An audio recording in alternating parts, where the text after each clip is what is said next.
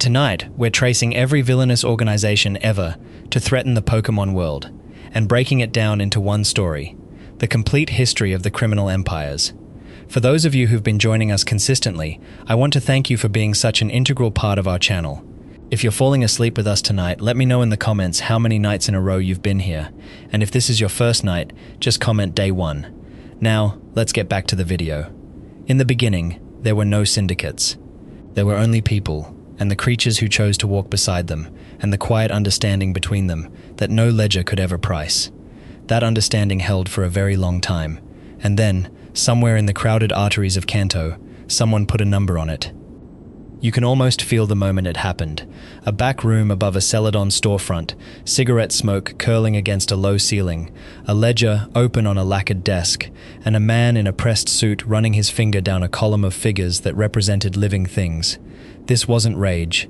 This wasn't a god's grudge echoing out of a mountain. This was arithmetic, cold, patient, and utterly human, the kind of evil that files paperwork and pays its rent on time. Giovanni built Team Rocket the way an architect builds a tower, floor by floor, each level unaware of the one above it. Grunts in black uniforms with a scarlet R stitched over the heart worked the docks of Vermilion and the tunnels beneath Mount Moon, and most of them never learned who signed their wages. They only knew the work.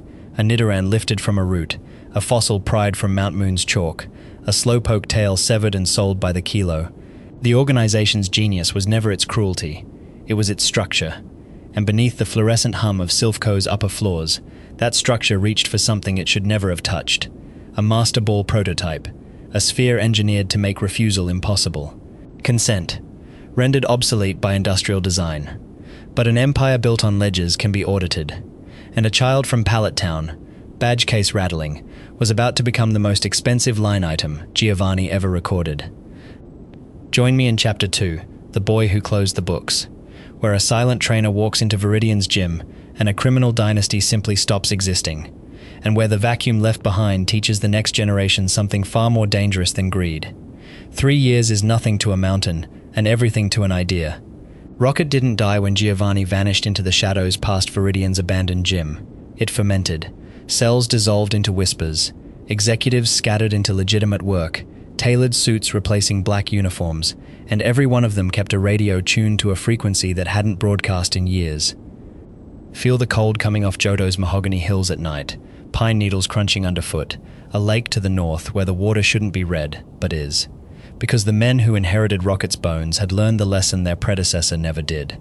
You don't need to own the world's Pokémon. You need to own the airwaves that tell the world what to believe. Archer's voice through every speaker in Goldenrod, looping across a frozen city. Giovanni, our leader. Wherever you hide, return. Not a heist. A seance, broadcast at scale. Yet even as that signal died into static, further west, a colder mind was watching. He had no interest in money, or in loyalty, or in the return of anyone. He had looked at the human heart, at all its grief and wanting, and concluded that the kindest thing to do with it was delete it. Stay with me for Chapter 3, The Man Who Hated Feeling, where Team Galactic climbs Mount Coronet with 3 stolen gods in a chain, and a trainer discovers that the end of the world can wear a very calm face. Cyrus was born in SunnyshoreCity, in a house with clean windows and a view of the sea, and by every measure that a parent could put on paper, he wanted for nothing. That is the detail people always miss. There was no poverty in his childhood, no violence, no dramatic wound you could point to and say, there, that is where the world went wrong for him. There was only a boy at a dinner table, listening to 2 adults praise him for grades he had already surpassed, for potential he had already exhausted, and feeling nothing at all move inside his chest. He was brilliant in the way that isolates rather than elevates. He built machines before he had friends. He read the myths of Sinnoh, the old creation stories carved into the walls at Celestic Town, the ones about a being of will, a being of knowledge, a being of emotion, 3 spirits who gave humanity the pieces of itself, and where every other child heard a gift, Cyrus heard a diagnosis. Emotion, he decided, was not a blessing bestowed upon mankind. It was a contaminant, introduced into an otherwise flawless system, and every war, every betrayal, every clumsy human failure since had been the wound festering. You can picture him at his grandfather's house in Celestic, small and silent, standing in front of the ancient mural while the wind came down off the mountains and rattled the shutters. The painting shows a spiral. It shows the first ones, the shaping of the world, the three lakes glittering like dropped coins across the region.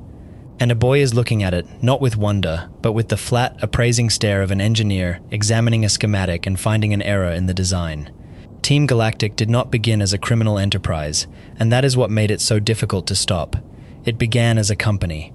Sleek silver headquarters rising out of Veilstone's grey industrial sprawl, glass and steel catching the weak northern light, a logo of a golden G stamped on everything from the delivery vans to the coffee cups in the lobby. They funded research grants. They sponsored energy initiatives. They hired young people from the suburbs of Jubilife who had watched their parents work 40 years for nothing, and who wanted, desperately, to belong to something that felt like the future. Give a lonely person a uniform and a purpose, and they will follow you into a mountain. Cyrus understood that better than any leader before him, and he never once had to raise his voice. Watch how the machine actually operated, because the horror of Galactic is procedural. First came Valley Windworks, the great white turbines turning slow against a bruised sky, seized in a single afternoon so the organization could siphon raw power off Sinnoh's grid. Then Eterna's building at the north end of the city, where scientists in silver bodysuits ran current through captured Pokémon and measured what came out. Not out of sadism, but out of curiosity, ticking boxes on clipboards while something in a containment cell screamed, and no one in the room recorded that part. Then Iron Island, then the Galactic Warehouse, then the Veilstone building itself, each site a component in a larger apparatus that nobody outside the executive floor could see the shape of. And above the grunts stood the commanders, 3 of them, each one a study in a different kind of hollowness. Mars, all red hair and manic delight, who laughed while she worked because the laughing kept something else at bay. Jupiter, precise and contemptuous, who spoke to her subordinates the way a surgeon speaks to instruments. Saturn, the most tragic of the 3, intelligent enough to understand exactly what his master intended, and loyal enough to help anyway, right up until the moment the doors of a very old building opened, and he finally saw the arithmetic completed. Beneath them, Charon, the oldest of the inner circle, a small grasping man who never believed in the dream for a second, and simply wanted to be near enough to power to sell it later. Every doomed movement has a Charon.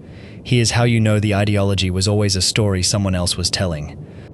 The lakes came next, and this is the part that still turns the stomach, because it was carried out with the efficiency of a supply run. 3 bodies of water scattered across Sinnoh, like a triangle drawn by a god's finger. Lake Acuity in the far north, ringed by black pines and permanent snow, the surface so still it looked like poured glass. Lake Valor to the east, warm and wide and busy with tourists in summer. Lake Verity to the southwest, small and misted, close enough to Twinleaf Town that children grew up hearing that something lived in it. In each one slept a guardian, Uxie, the being of knowledge, whose eyes are said to erase the memory of anyone who meets them. Mesprit, the being of emotion, who wanders the world in spirit and teaches sorrow and joy alike. Azelf, the being of willpower, who gives a person the strength to decide. Galactic detonated the middle one. That is a sentence worth sitting with. To flush out a spirit, they built a bomb, floated it into the center of Lake Valor, and blew the water out of the basin. Feel the shockwave rolling out across the Valor lakefront, the pressure hitting your chest before the sound arrives, the surface of a lake lifting into the sky in a white column, and then simply not coming back down. Fish suffocating in the drained mud, the pier splintered, vacationers screaming in a resort town that had never known anything worse than a rainstorm, and when the silt settled, silver-suited technicians walked out into the empty crater with capture equipment and took a god out of the ground, the way you'd extract a tooth.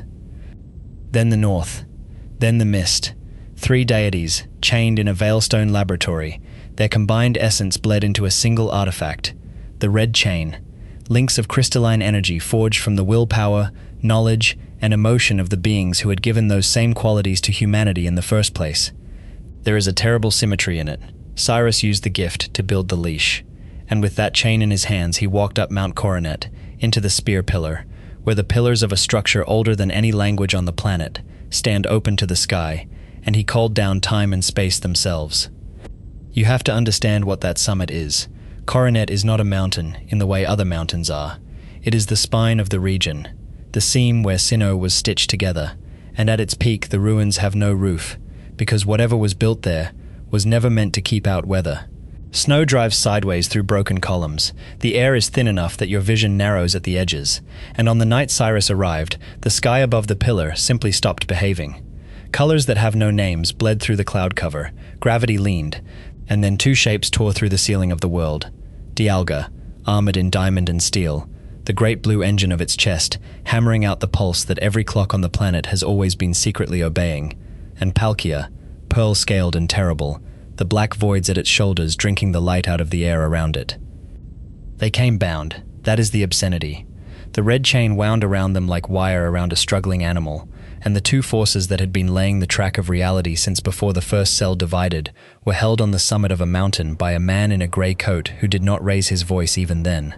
He explained himself. He always explained himself. That was Cyrus's peculiar courtesy. He told the child standing across from him, badge case rattling, hair whipped flat by the wind, that this world was incomplete, that the spirit which humans prize is the source of all suffering, that he would unmake existence and rebuild it without emotion, and that he intended to be the only inhabitant of the sterile perfection that followed, because a perfect world requires no one to share it with.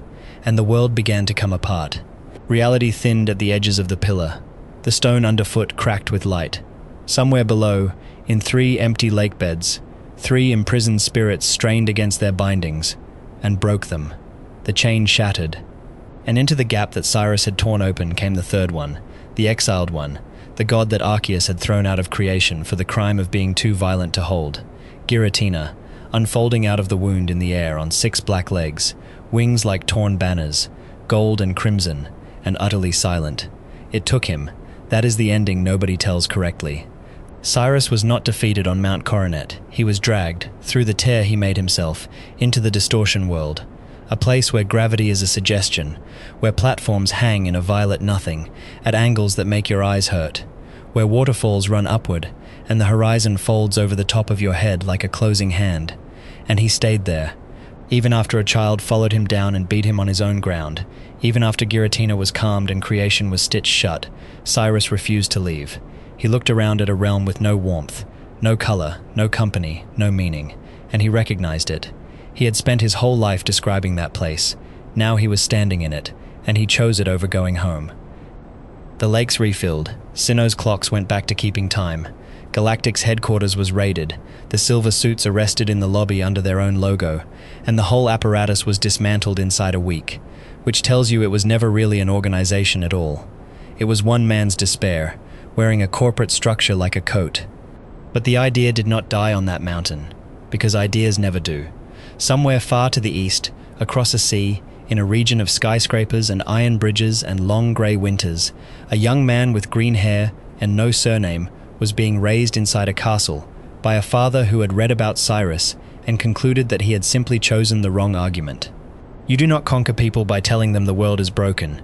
You conquer them by telling them they are cruel, and by being, in a great many specific and undeniable cases, absolutely right. Stay with me for Chapter 4, The King Who Was Raised in a Cage, where Team Plasma marches into Nakreen and Castilia, carrying flags instead of weapons. Where a boy who understands the voices of Pokémon better than any human alive asks a question that no trainer in the history of this world has ever been able to answer cleanly, and where the truth and the ideal take the shape of 2 dragons who were, once, a single beast. The castle came first, before the flags, before the speeches in the plazas, before a single grunt in medieval livery ever set foot on a cobbled street in a cumula town.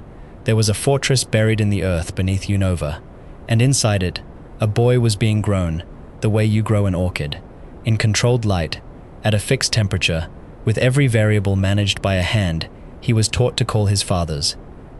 Ghetsis Harmonia was not a man who believed in anything. That is the essential difference between him and Cyrus, and it is the reason Plasma was infinitely more dangerous than Galactic ever was. Cyrus was sincere. Cyrus would have gone through with it, and did, and paid for it with an eternity in a place without color. Ghetsis believed in precisely one thing, which was Ghetsis, and everything else he ever said aloud was an instrument. He looked at the world and saw not a broken system, but a market, and the commodity he identified was guilt.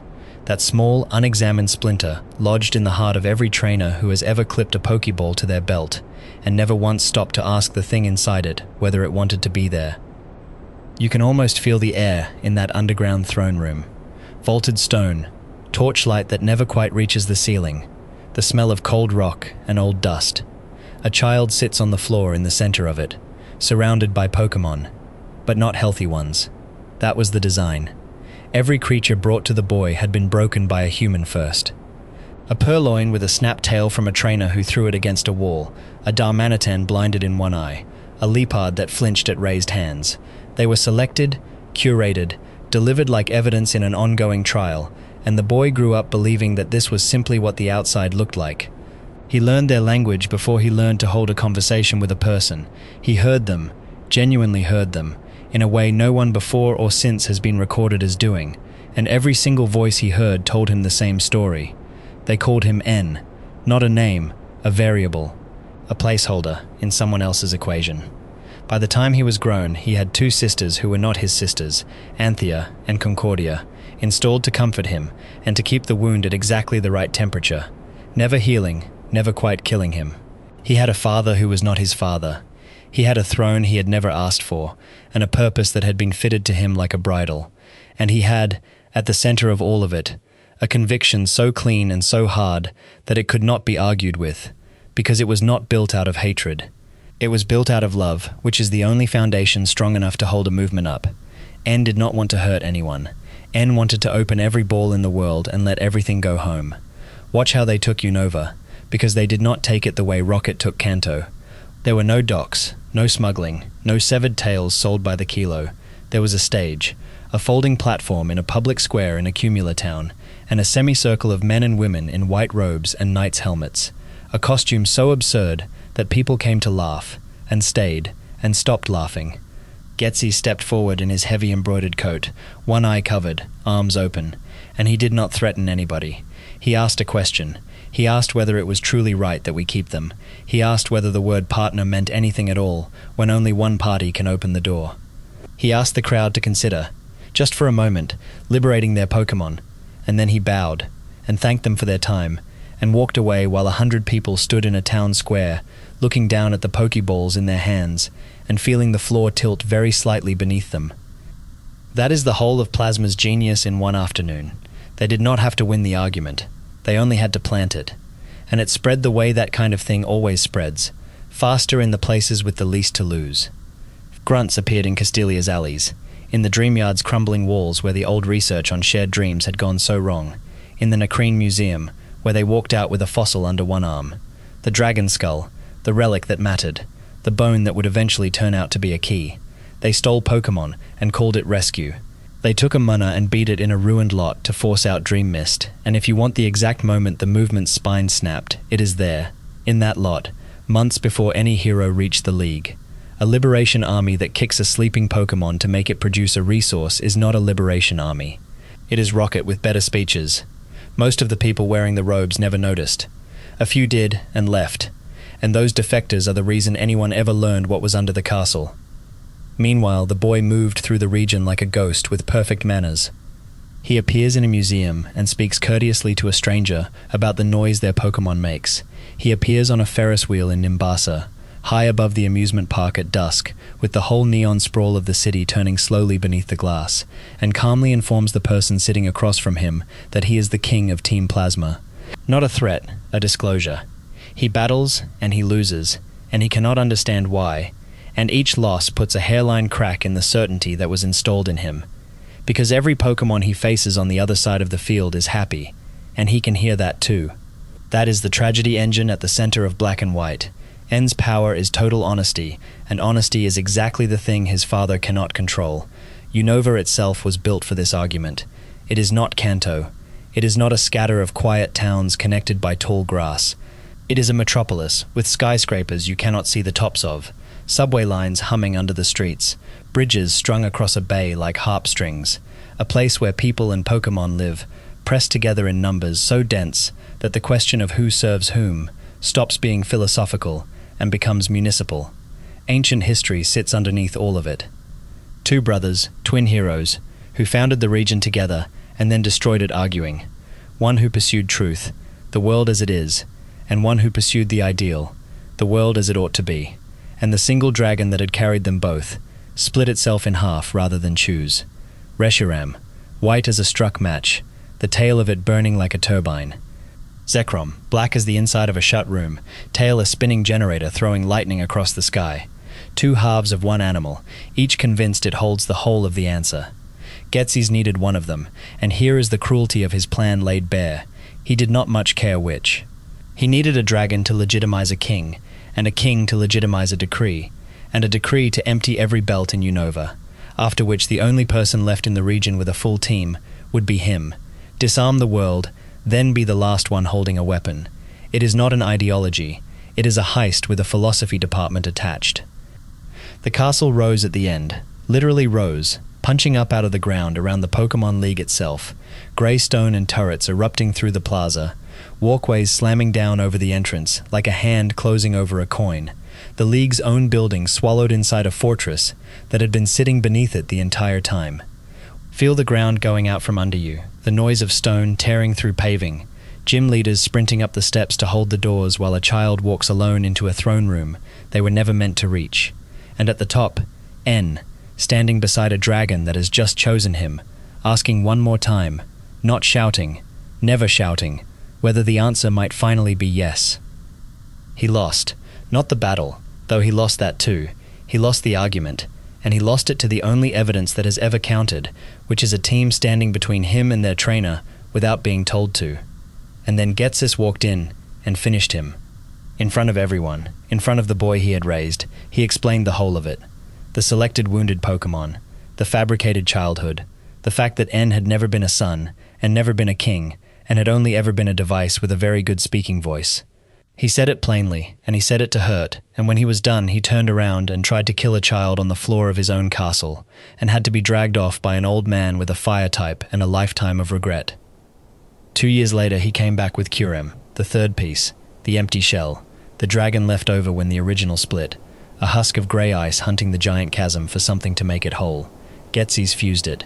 He forced truth and ideal back into the corpse, and pointed the result at a child, and for one moment on a frozen plain in northern Unova, the sky went white, and everything in the region stopped moving.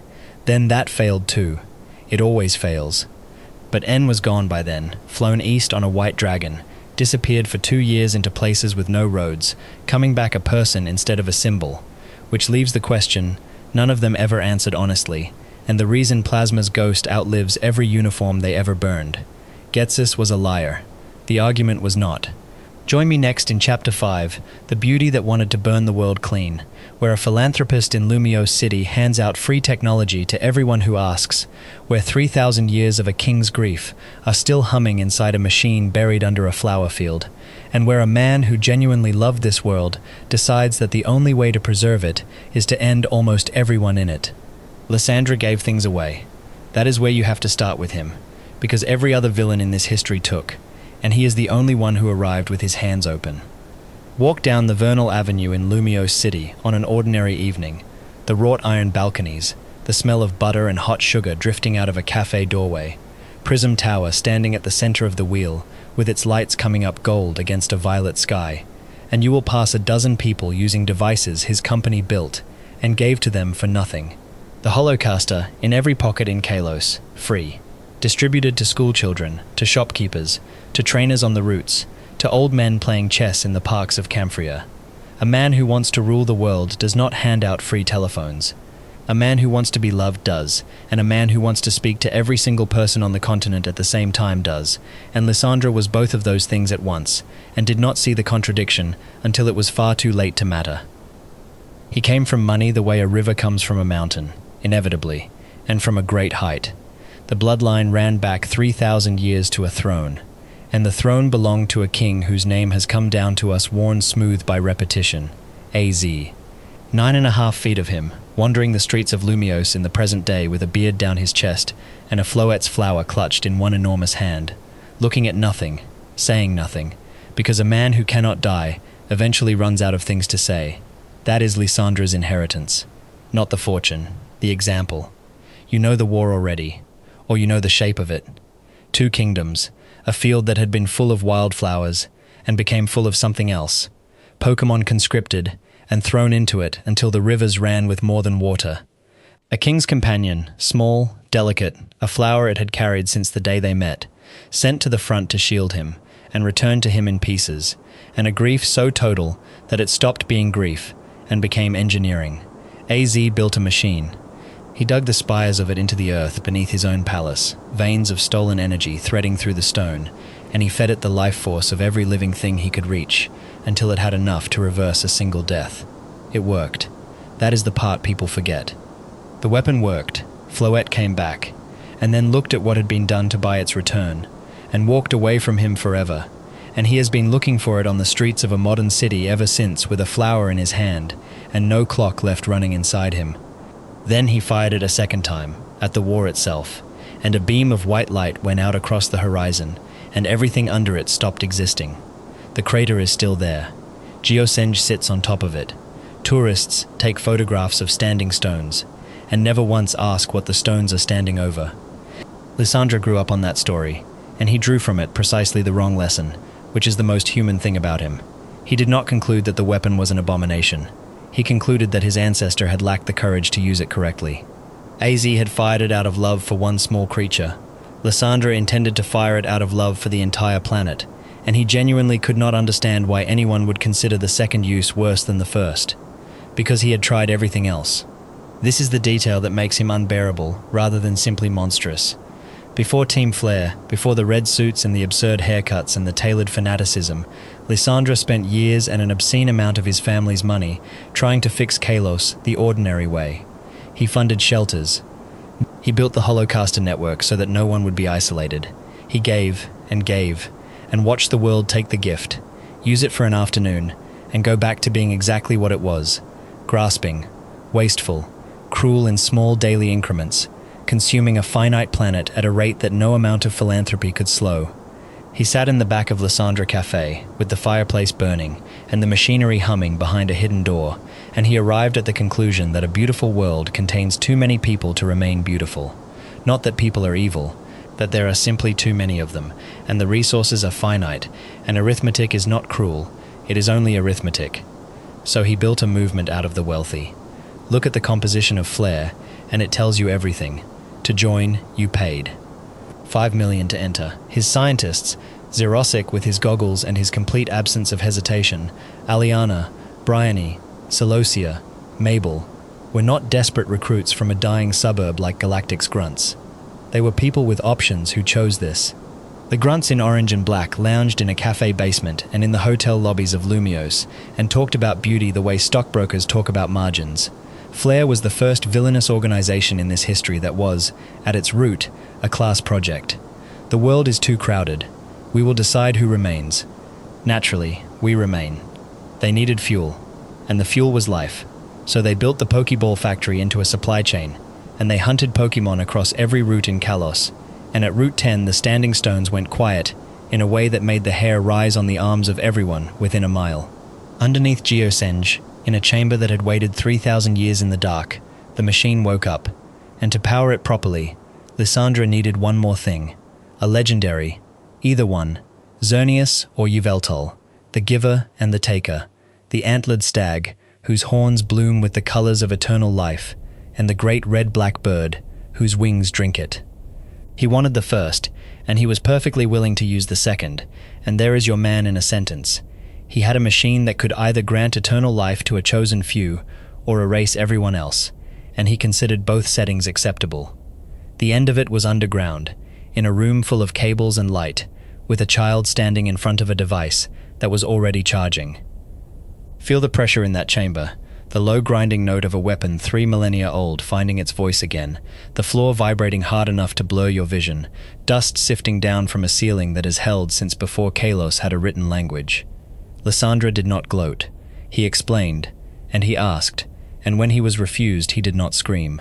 He simply said that he had hoped for better, and meant it. He was defeated, and the machine cracked, and the town above came down in a slow avalanche of stone, and Lysandra stayed in it. Like Cyrus in the Distortion World, he chose to remain in the ruin of his own idea, rather than walk out of it into a world he had failed to improve. And AZ, who had come down through the crowds to that field with the flower still in his hand, who had watched a descendant repeat his exact mistake at a scale he had not imagined, AZ finally received the thing he had spent 3,000 years walking toward. not the flower, not the floette. A battle with a child on a road outside town, lost cleanly, and then a small yellow shape drifting down out of the sky after all that time to hover in front of his face. He knelt.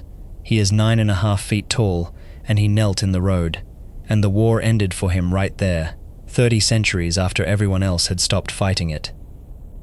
Which brings us east, across water, to islands where the sun is warm and the sand is white, and the crime has nothing to do with philosophy at all, where a woman in a white dress, with a laboratory built out of her own grief, is doing something to her children that no ideology could excuse, and where the sky itself is about to open onto a place with no light in it. Join me for Chapter 6, The Mother and the Wormhole. Alola does not look like a place where anything goes wrong. That is the first trick it plays on you. 4 islands strung across a warm sea, hibiscus growing wild along the roadsides, the sound of water on volcanic rock at the bottom of every path, and children in flower crowns walking trials instead of challenging gyms. There is no league here, not yet. There are kahunas, chosen by the guardian deities themselves, and there are totem Pokémon standing in the mouths of caves and the hollows of old trees, oversized and glowing faintly, waiting to see whether a child has learned enough to be permitted to pass. It is the gentlest region in this entire history, and underneath it, in a facility built out over the water like a white steel flower, a woman is doing something to a living creature that would make Ghetsis go quiet. Ether Paradise is beautiful, and that is deliberate. You arrive on a lift from a boat, and the doors open onto an artificial meadow under an open sky, grass that is trimmed to a uniform height, Pokémon grazing in enclosures with no visible bars, staff in white uniforms moving with the calm of people who have never once been asked a difficult question. The Aether Foundation rescues and rehabilitates. It says so on the signage. It is funded to a level that no charity in the Pokémon world has ever approached, and it is run by Lusamine, who wears white and speaks softly and has the specific brightness in her eyes of a person operating at a temperature slightly above the human norm. Her husband walked into a hole in the sky and did not come back. Start there, because everything else is downstream of it. Mon was a researcher, and what he was researching was the thing that keeps appearing over Alola in the corner of your vision. A wormhole, a tear, a mouth in the air with the wrong colors behind it. He opened one. He went through. And Lusamine was left standing on a platform with 2 children behind her and a rip in the world in front of her, and she made the decision that every grieving person in this story has made in one form or another. Cyrus decided emotion was the flaw. AZ decided death was negotiable. Lysandra decided the world was overcrowded. Lusamine decided the other side of that hole was where love had gone, and she was going to go and get it. What she found there was Nihilego, a creature like a jellyfish made of glass, drifting, translucent, trailing filaments that secrete a neurotoxin which does not kill. It clarifies. It takes whatever is already inside a person and removes every restraint on it. It amplifies. Lusamine's love for her children was real. That is the horror. The toxin did not invent her possessiveness. It simply took the lid off, and afterwards she looked at her daughter Lily and her son Gladion the way she looked at everything else in her collection, as things that were only beautiful while they stayed exactly as they were, and which committed an unforgivable betrayal the moment they grew. The freezers are still the worst room in this history. Not a laboratory, not a cell, a display. Row after row of Pokémon preserved at the peak of their beauty, frozen alive, arranged behind glass in a corridor kept at a temperature that makes your breath visible. She did not consider it cruelty. She considered it curation. Anything that stays perfect gets to stay with her forever, and anything that changes is discarded, and by that logic a daughter who grows up is not a daughter anymore.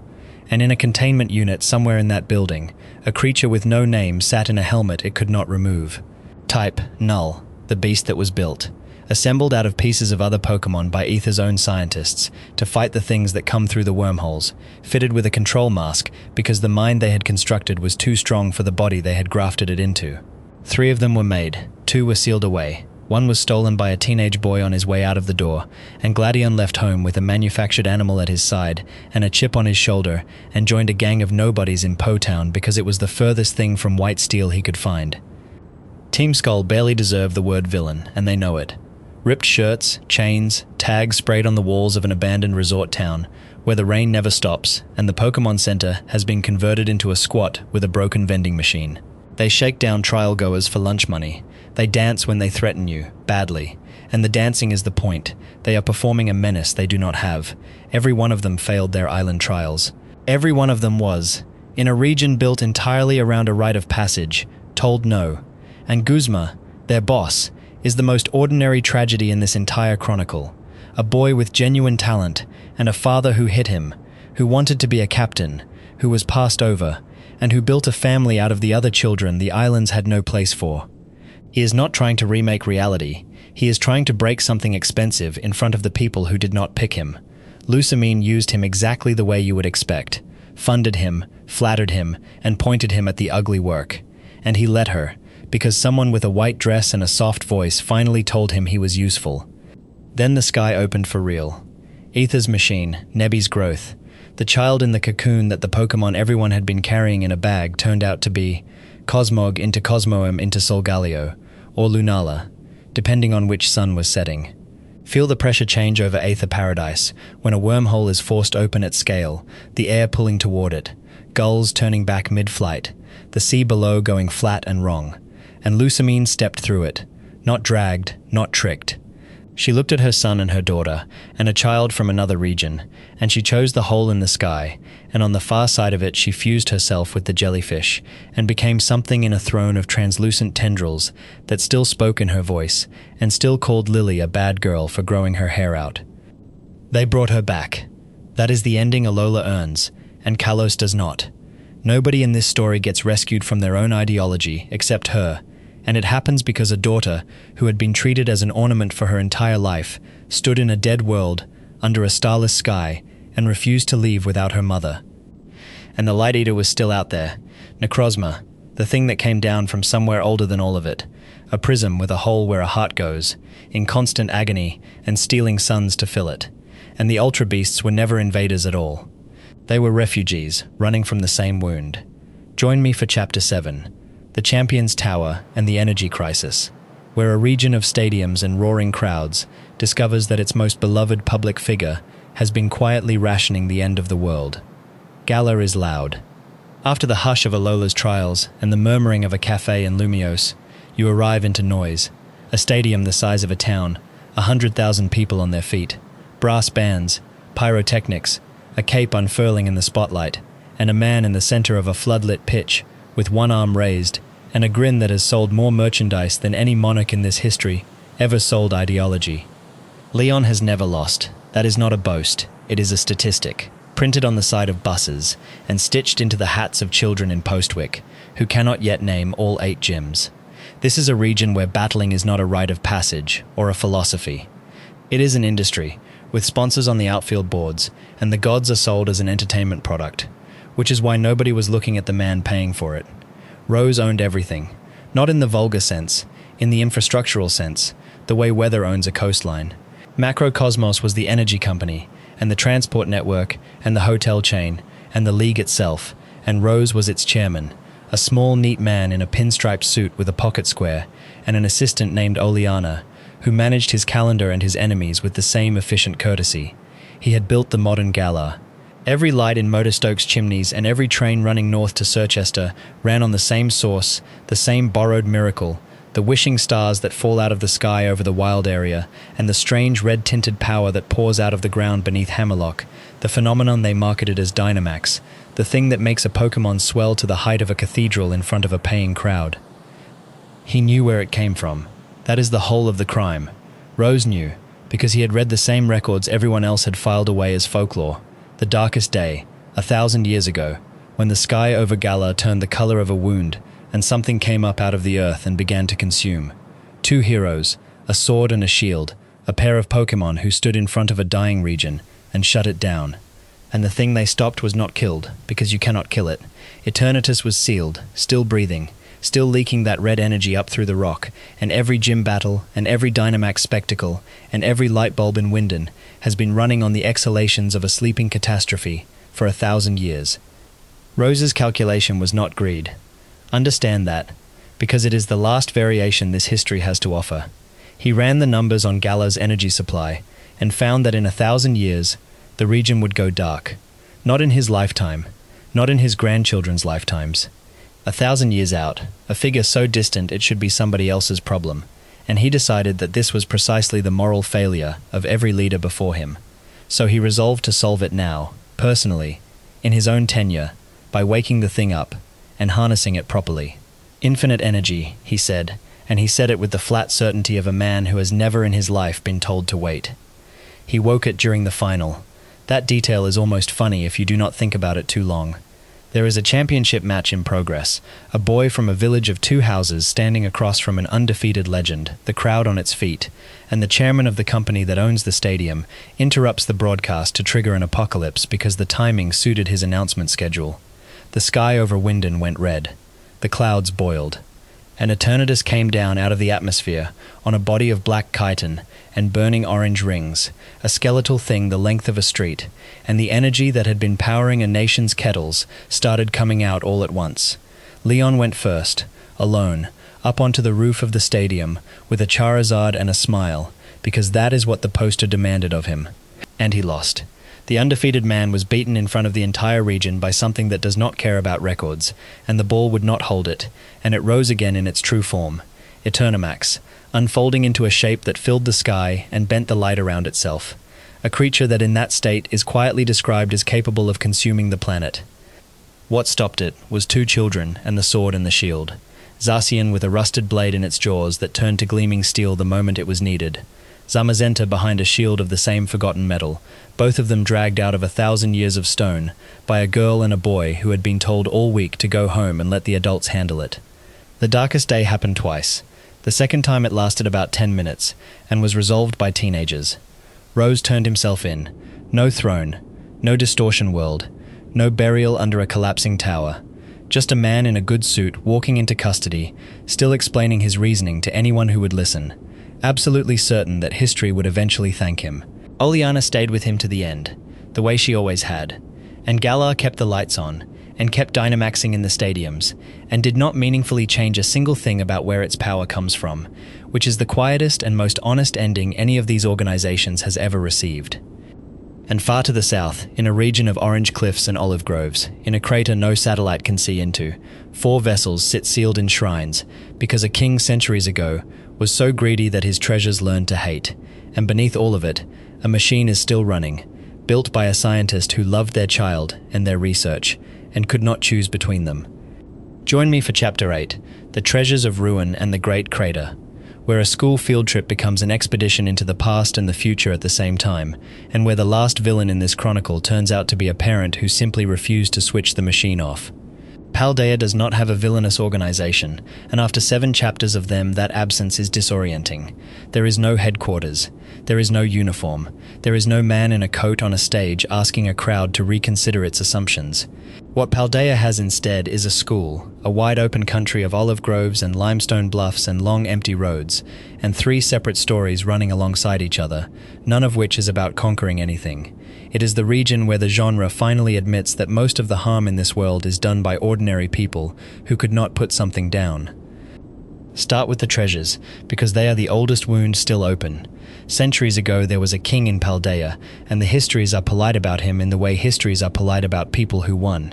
He collected, not creatures, objects, 4 things of enormous value that he took and hoarded and would not release, and around them accumulated the resentment of everyone he took them from, layer after layer of it, the way lacquer builds on wood. Grief has to go somewhere.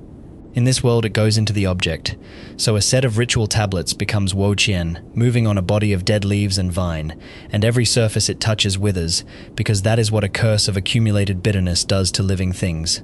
A pair of jade earrings becomes Chien Pao, a white saber cat that runs ahead of avalanches, with 2 frozen blades where its tusks should be, and the mountain villagers learn to blame the snow.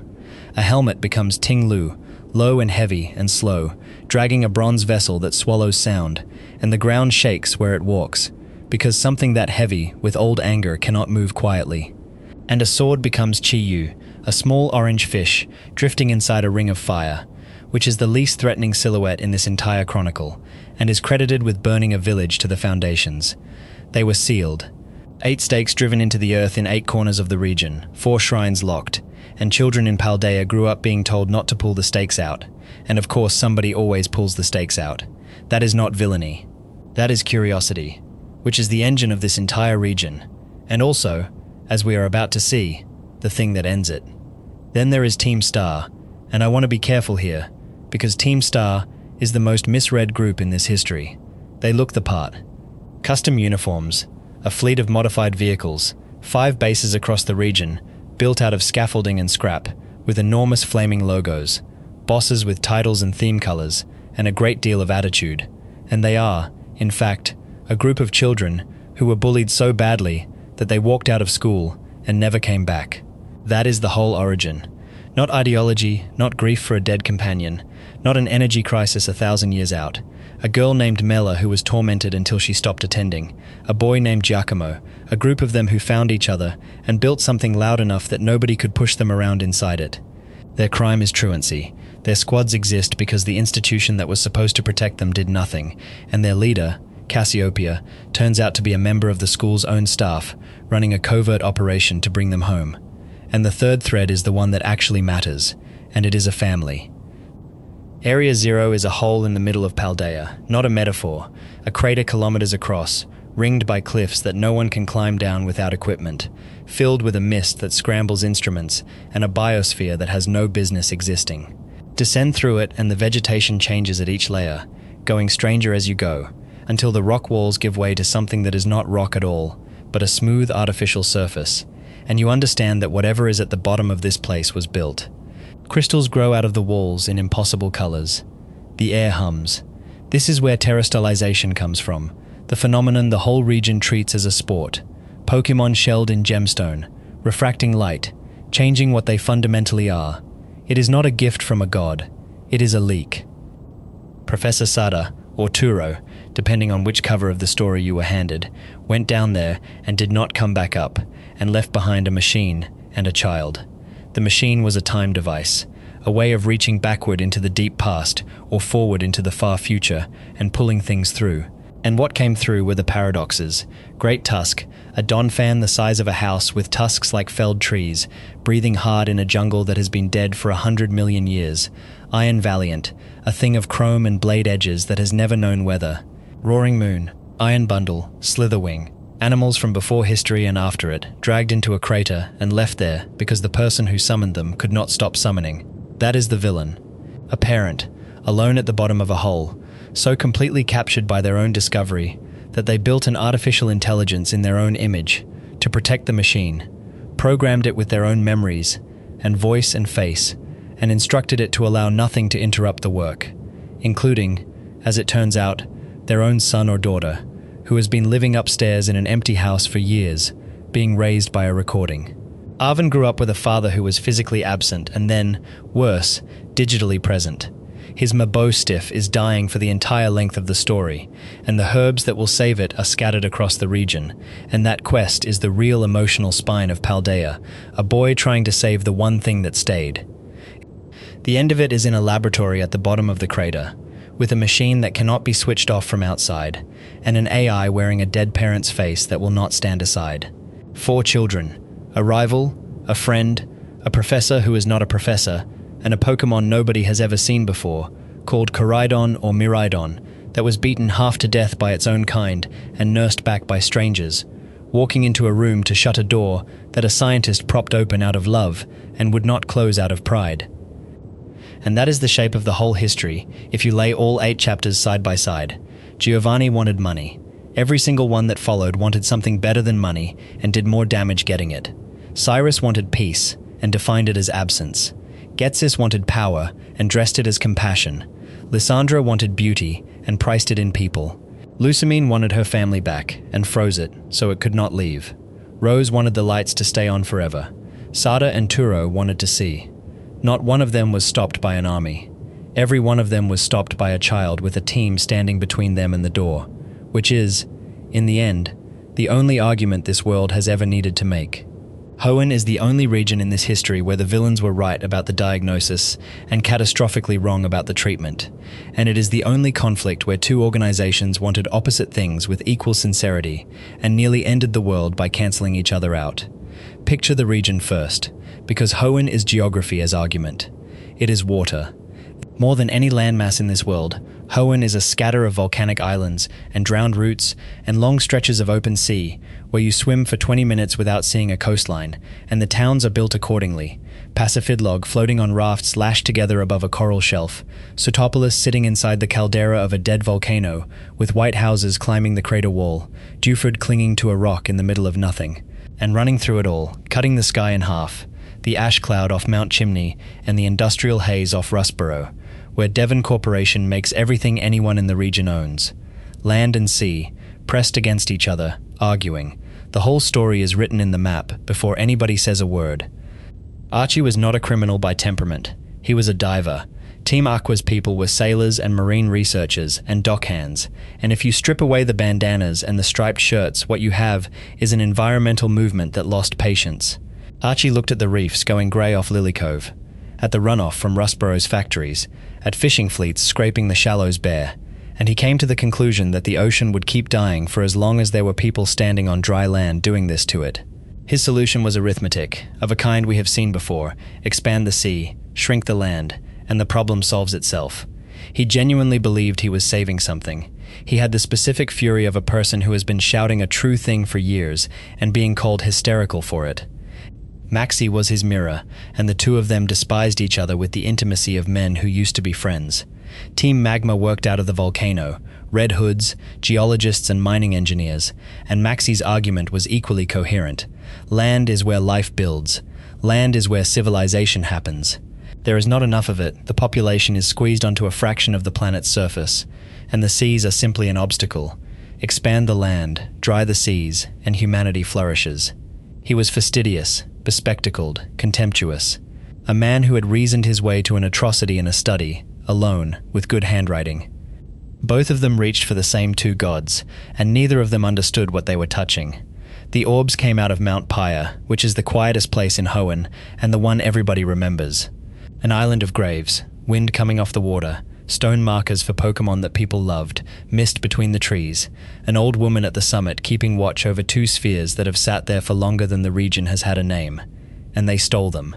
Both teams, in a race, up through a graveyard, past the markers, shoving an elderly caretaker aside to take a red stone and a blue stone off a shrine, and that scene is the moral center of the entire generation.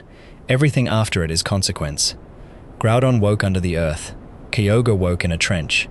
And what came up were not the animals in the Pokédex illustrations, but the primal forms, reverted, ancient, the versions that existed before anything had learned to be careful.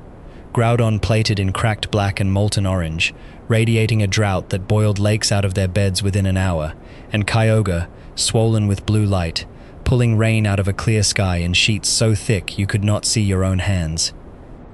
Feel what that does to a place like Hoenn. Route 118 baked into fissured clay, while 50 kilometers north, Fortree's treehouses are being torn off their branches by water. Half the region drowning, and half of it cracking, simultaneously, because the two forces are not fighting each other at a single front. They are fighting everywhere at once. The sun over Laveridge is not warmth, it is a weapon.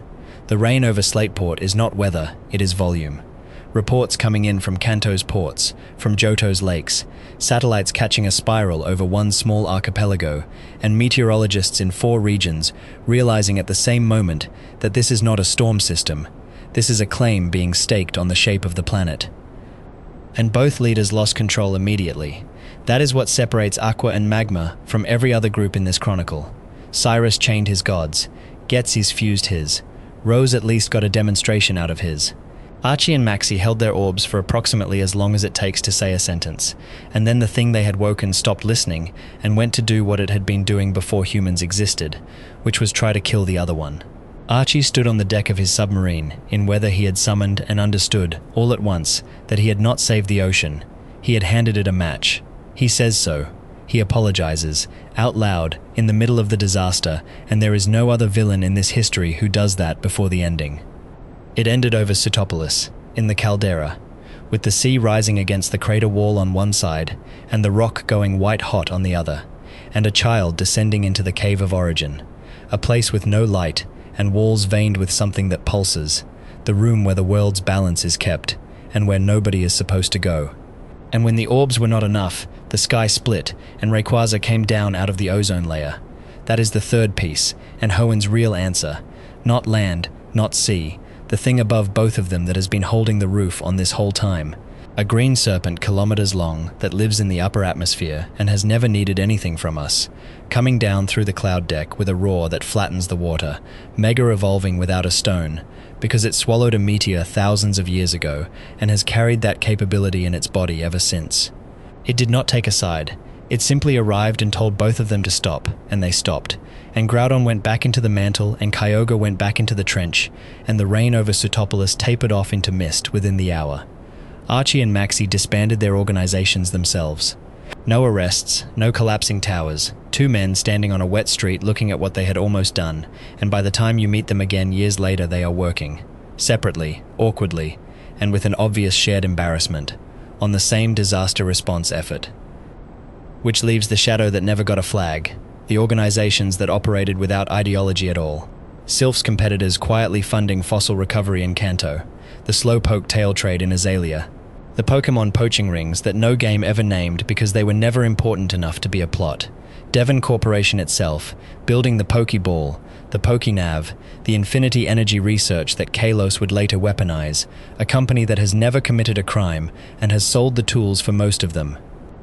And the oldest of all of them, still uncatalogued, Giovanni, who never faced a court, never gave a speech, and walked out of Viridian's empty gym into 40 years of silence, until a hole opened in Alola's sky, and a version of him from a world where he had won stepped through it, wearing a white suit, having assembled every leader in this chronicle into a single organization and given it a name.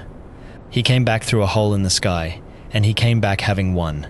That is the premise, and it takes a moment to absorb properly. Everything you have heard in this chronicle so far has ended the same way. A child, a team, a door held shut at the last possible moment.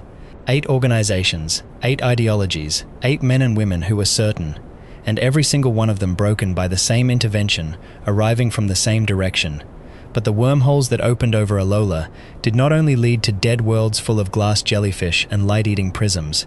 They led sideways. They led to versions of this same world, where the intervention never came, where the child stayed home, where the badge case was never filled, and in those worlds, the men in the coats finished what they started. Giovanni found them. Of course it was Giovanni, the oldest of them, the one who never had an ideology to be humiliated by, the one who walked out of an empty gym in Viridian and simply stopped being findable. He had spent the intervening years not brooding but working, and what he built was not a criminal empire but a recruitment operation across realities, and he had the one qualification none of the others possessed. He had already lost, and he had learned from it, and every man he approached had already won, and therefore had nothing to teach him. You can almost see the assembly of it. A white suit instead of the old black, an organization renamed for the spectrum of worlds it now spans, and a roster that reads like an indictment of everything that has come before, because here they all are, in the flesh, in their victory conditions. Archie in a world where the sea took everything, and the last dry land is a rock he stands on. Maxie in a world scoured to red desert, sun fixed overhead, no water left to argue about. Cyrus in a world he actually finished. A spiritless, silent, perfectly ordered nothing, which he still describes as an improvement. Ghetsis in a world where he disarmed every trainer alive and stands as the only person on the continent still holding a Pokeball, which is all he ever wanted, and which he does not have the decency to be honest about even now. Lysandra, in a world where the weapon fired, where the beautiful few survive in a beautiful emptiness, and where he has had a great deal of time to sit with the results, and has not changed his mind about any of it. They stand in a tower, in Alola, that used to belong to somebody else, in a building rewritten around them, and one after another they step forward and explain themselves to a child who has heard all of it before from the local versions. And here is what that gauntlet actually reveals, which is the reason it matters more than any single one of their original schemes. Put the 8 of them in one room, and their arguments start cancelling. Archie's flooded world is Maxie's nightmare, and Maxie's desert is Archie's. Ghetsis' disarmament is Lysandra's inefficiency. Cyrus's sterile perfection contains no one to appreciate the beauty Lysandra died for. Every one of these men believed he had identified the single flaw in existence, and lined up shoulder to shoulder they demonstrate, without meaning to, that there was never a single flaw, only 8 frightened people each mistaking their own particular wound for the structure of the universe. Giovanni is the only one who does not do this. He has no world to describe. He does not want the sea raised or the land dried, or emotion deleted, or the population culled. He wants the whole set of them, all the worlds at once, and he is honest about it in a way that makes him strangely restful company after the others. He is the last purely acquisitive villain in this history, and standing at the end of that lineup he almost looks like a relief. And he loses. Again. In every world apparently, given enough time, because the wormholes cut both ways, and if there are timelines where the child stayed home, there are also timelines where the child arrived earlier, and the multiverse is not a machine that grinds toward victory for the ambitious. It is only very large, and it contains every outcome, and the ones we tell stories about are the ones where somebody small walked into the room anyway, which is where this chronicle has been going the entire time. Not toward a hierarchy of evil, not toward a ranking of which organization came closest, toward a single repeated image, occurring in Kanto and Johto, and Hoenn, and Sinnoh, and Unova, and Kalos and Alola, and Galar and Paldea, and now in a tower, assembled out of pieces of other realities. A person who has decided the world must be corrected, standing across from a person who has not decided anything, except to stand there, with a team behind them that was never ordered to stay. Nobody writes the aftermath, and the aftermath is where most of the damage actually lives. Think about what happens the morning after. A child goes home. There is a ceremony somewhere, or there isn't. And in Veilstone City, 400 people wake up unemployed. That is the number nobody says out loud. Team Galactic's headquarters was a functioning building with a canteen and a payroll and a car park, and the overwhelming majority of the people inside it were not architects of cosmic reset. They were 22-year-olds from Jubilife's outer districts who answered a recruitment advert for an energy research firm, wore the silver suit because it was issued to them, and spent their working lives moving crates between floors they did not have clearance to enter. When the raid came, some of them ran. Most of them stood in the lobby with their hands where they could be seen, under their own logo, and tried to explain that they had thought it was a technology company. A few of them were telling the truth. That is the pattern in every region, and it is the least examined thing in this entire history. The leaders get an ending. Cyrus gets the Distortion World, Lysandra gets the rubble, Ghetsis gets a cell, and Rose gets a courtroom, and Archie and Maxie get an awkward second career in disaster response.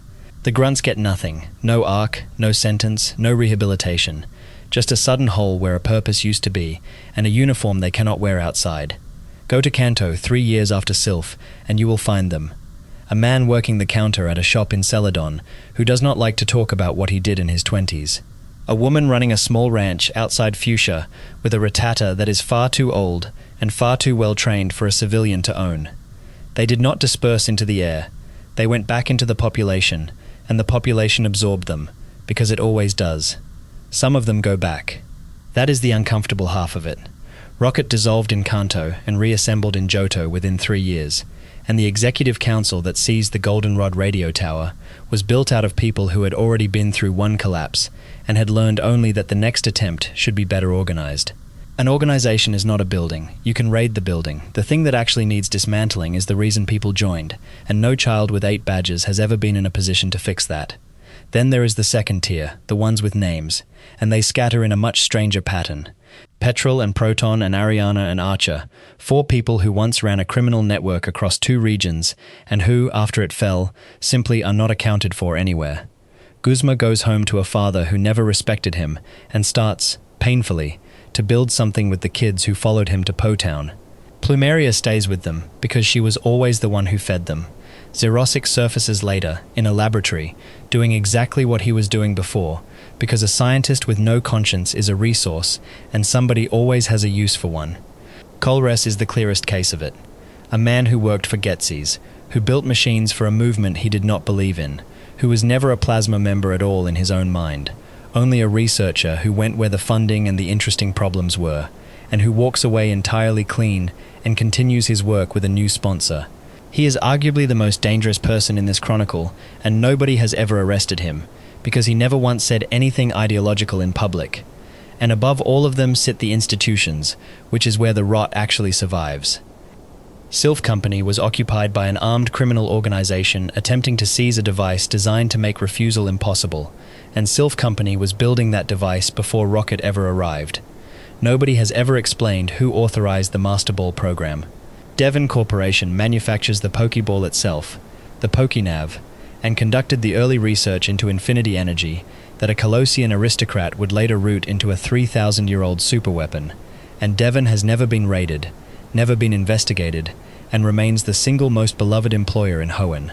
Macrocosmos ran a nation's entire power grid on the exhalations of a sealed apocalypse, and after its chairman was led away in handcuffs, the grid stayed exactly as it was.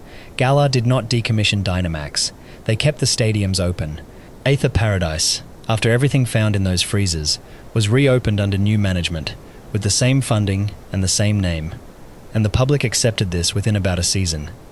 Every one of these stories ends with a child holding a door shut, and then the adults reopen the door slightly and put a company logo on it and sell tickets, which is the honest shape of it, in the end. The organizations were never the disease. They were the symptom that grew large enough and loud enough and wore a distinctive enough uniform that somebody finally had to deal with it. The conditions that produced them, the unemployment in Veilstone, the trial system in Alola that has no plan for the children it turns away, the energy dependency in Galar, the ordinary daily unexamined weight of keeping a living thing in a sphere on your belt. None of that was touched. Not once. Not in 9 regions and 40 years. And that is why the question N asked on a Ferris wheel in Nimbasa, high over the neon with the whole city turning slowly beneath the glass, is the only thing in this entire history that has never actually been answered. Every villain in this chronicle was beaten. The boy who was raised in a cage was beaten too, but he was beaten by a demonstration rather than an argument, by a team that chose to stay, and a demonstration only ever proves the specific case in front of you. There is a building in Kanto that nobody raided, and it has been open the entire time. You have walked past it. Everyone has. It sits on the eastern edge of Fuchsia City, behind a low fence, and the sign on the gate says Safari Zone, in cheerful lettering, and there is a man at the counter who takes your money and hands you 30 balls and a bag of bait and wishes you luck. 500 for the entry.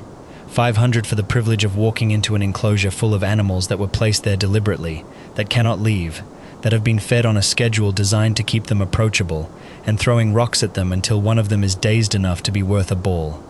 That is the mechanism. You throw a rock, or you throw food, and you shift the creature between 2 states, angry and easier to catch, or distracted and easier to catch. And when it works, you keep the thing, and when it doesn't, it runs, and you throw the next rock at something else. It is a licensed operation. It has a gift shop. Children go on school trips there. And nobody in this world has ever called it what it is, because the people who run it did not wear a uniform with a letter on the chest, and that turns out to be the entire difference between a criminal enterprise and a tourist attraction. This is the part of the history that has no chapters, because it was never organized enough to need them. There is no headquarters for it. There is no man in a coat explaining the reasoning on a folding stage in a town square. There is only the ordinary, distributed, unremarkable cruelty of a world that has agreed, collectively and without ever holding a vote on it, that certain things are simply how things are done, and the fact that no child with 8 badges has ever been able to storm a building and stop it is precisely why it is still happening tonight, in every region, while the credits roll on somebody else's story. Start with the ones who at least had the honesty to be criminals about it. The poachers, who have never had a name or a logo or an ideology, and who are the only faction in this entire chronicle that operates in all 9 regions simultaneously and has never been dismantled in any of them. In the Kanto records, they are the ones working the Safari Zone's outer fence at night, cutting through and taking what the paying customers were too slow for. In Johto, they run the Slowpoke trade out of Azalea, and this is the one everybody remembers because it is the one that got a chapter. Rocket grunts in a well shaft with a saw, severing the tails off animals that regenerate slowly and sell high. And the horror of it is not the violence but the business plan. A Slowpoke's tail grows back. That is why the trade exists. It is a renewable resource. If you are willing to define a living creature as a crop and come back for the harvest, and somebody sat down and worked that out and thought it was clever. But strip the R off those uniforms and the operation does not stop. There are people doing this in Hoenn's coastal caves for clamper pearls, in Sinnoh's Fuego ironworks for the ore that certain steel types are drawn to, in Kalos for Amura and Tyrant fossils that get pulled out of the ice and sold to private collectors who have no intention of ever reviving them. In Galar there is a market for wishing pieces, and the way you get a wishing piece is not always by finding one. In Paldea, there are people who take the stakes out of the ground on purpose, not out of curiosity, but because there is a buyer somewhere who wants to know what is under them. None of these people have ever been arrested on camera. There is no cutscene for it. They simply exist, in the background of every region, in the part of the map where the story is not currently looking. Then there are the collectors, and here is where it stops being straightforward, because the collectors are respectable. They have money. They have houses. In Kanto there is a man who owns a mansion on Sinnoh Island and who kept a private zoo in it, and the only reason anybody ever went inside was because the volcano was already going and the building had been abandoned long enough for the diary to be readable. That diary is one of the ugliest documents in this world's history, and it is written in the calm, dated, self-congratulatory prose of a professional. July 5th. Guyana. A new Pokémon discovered deep in the jungle. July 10th. We christened the newly discovered Pokémon Mew, February 6th. Mew gave birth. We named the newborn Mewtwo. Read that sequence again slowly, because there is no villainous organization involved at any point in it. There is no ideology. There is a research grant, a laboratory, a team of qualified people in coats, and a decision, made in a meeting, presumably with an agenda and minutes, to take the genetic material of a creature that had been considered a myth for 1,000 years and manufacture a weapon out of it. The funding came from Giovanni, yes, eventually. But the science came from scientists. Dr. Fuji did that work. And the most sickening detail in the whole affair is not the cloning, it is what came before it. A man whose daughter was dying, who tried to use the same techniques to bring her back, who failed, and who then took that failed methodology and applied it to something that could not consent and could not run. He was not a monster in a coat on a stage. He was a grieving father with a laboratory, which by this point in the chronicle you will recognize as the single most dangerous configuration of human being this world produces. And then, having built a mind more powerful than any that had existed before, they kept it in a tank and did not tell it anything. That is the crime, not the creation, the silence afterwards. They made something that could think, and then they treated it as equipment, and they were surprised when it took the roof off the building. The Sinnoh mansion is a ruin now. Nobody rebuilt it. Nobody was charged. Go further down and you find the layer that is not even illegal, which is the trainers themselves. Every Pokémon Center in every region has a box system, and every box system is full. That is a sentence worth sitting with for a moment in the dark. The storage network was invented by a professor as a convenience. You can only carry 6, so the rest go somewhere safe, and the somewhere safe has been quietly accumulating for decades. There are creatures in those systems that have not been withdrawn in 10 years.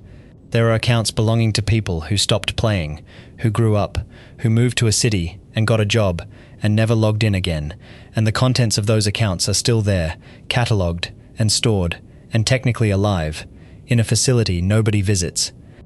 The world does not treat this as abandonment. It has a whole vocabulary designed not to. You release a Pokémon, which sounds like liberation, and frequently is not, because a creature that has been fed by hand for 2 years and then set down in a route it was not born in is not free. It is stranded. You trade one, which sounds like commerce between equals, and somewhere in the network there is a Pokémon that has passed through 9 hands in a month because it kept not being what the person on the other end wanted. There are trainers who breed for a statistic they cannot see with the naked eye, producing dozens of eggs and keeping one, and the fate of the others is a topic on which this world has been remarkably incurious. And the daycare sits at the center of that, smiling, run by a nice elderly couple, who will look after your Pokémon while you are away, and who will, if you leave 2 of them together for long enough, hand you an egg and ask no questions about what you intend to do with it. Then there is the League itself, which is the largest unexamined institution in this history. Consider what a gym actually is. A building in the middle of a town, funded publicly or by sponsorship, in which an adult professional keeps a team of combat-trained Pokémon for the express purpose of fighting children. That is the arrangement. The child is 10. In most regions there is a licensing system, and the license is issued at 10, and the entire economy of the region, the shops, the centers, the routes, the transport, the merchandise, the broadcast rights in Galar, is built on the assumption that 10-year-olds will leave home and walk into the wilderness alone, with 1 animal and a bag. Nobody in 9 regions has ever seriously questioned this on the record. Professor Oak hands a child a Pokédex and sends them out of the door, and the Pokédex is a research instrument, which means that what is actually happening is an unpaid data collection program staffed entirely by minors who have been told it is an adventure. Elm does it. Birch does it while being chased across a field by a Poochyena, which should have prompted at least one internal review. Rowan, Juniper, Sycamore, Kukui, Magnolia, Sada and Turo. Every single one of them, in every single region, and the professors are the most trusted figures in this world. I am not saying they are villains. That is the point. That is exactly the point. There is no villain here at all, and the harm still happens, and it happens at a scale that makes Team Aqua's worst afternoon look like a local disturbance. Rocket stole a few hundred Pokémon over a decade. The ordinary functioning of the League moves millions of them, every year, with paperwork. And then there are the ones this world has decided are not victims because of what they look like. The ghost types are the clearest case. Read the entries. Actually read them. Not the ones about lightning and fire, the ones filed under ghost. And notice that a significant proportion of them are descriptions of dead children. A Yamas carries a mask of the face it had when it was human, and it cries when it looks at it. A Phantump is the spirit of a child who was lost in a forest, animating a stump. A Drifloon tugs at small hands and carries them upward. A Cubone wears its mother's skull, and the skull cannot be removed. Gengar is described, in more than one region's records, as a former human that hunts the living out of loneliness. And the response of every trainer in the world to this catalogue of grief is to throw a ball at it and add it to a team. There is a graveyard in Lavender Town where the markers are for Pokémon, and there is a tower on top of it, and the tower is full of things that will not settle. There is a Marowak in that tower that was killed by Team Rocket and stayed, and the only way past it is to make it leave.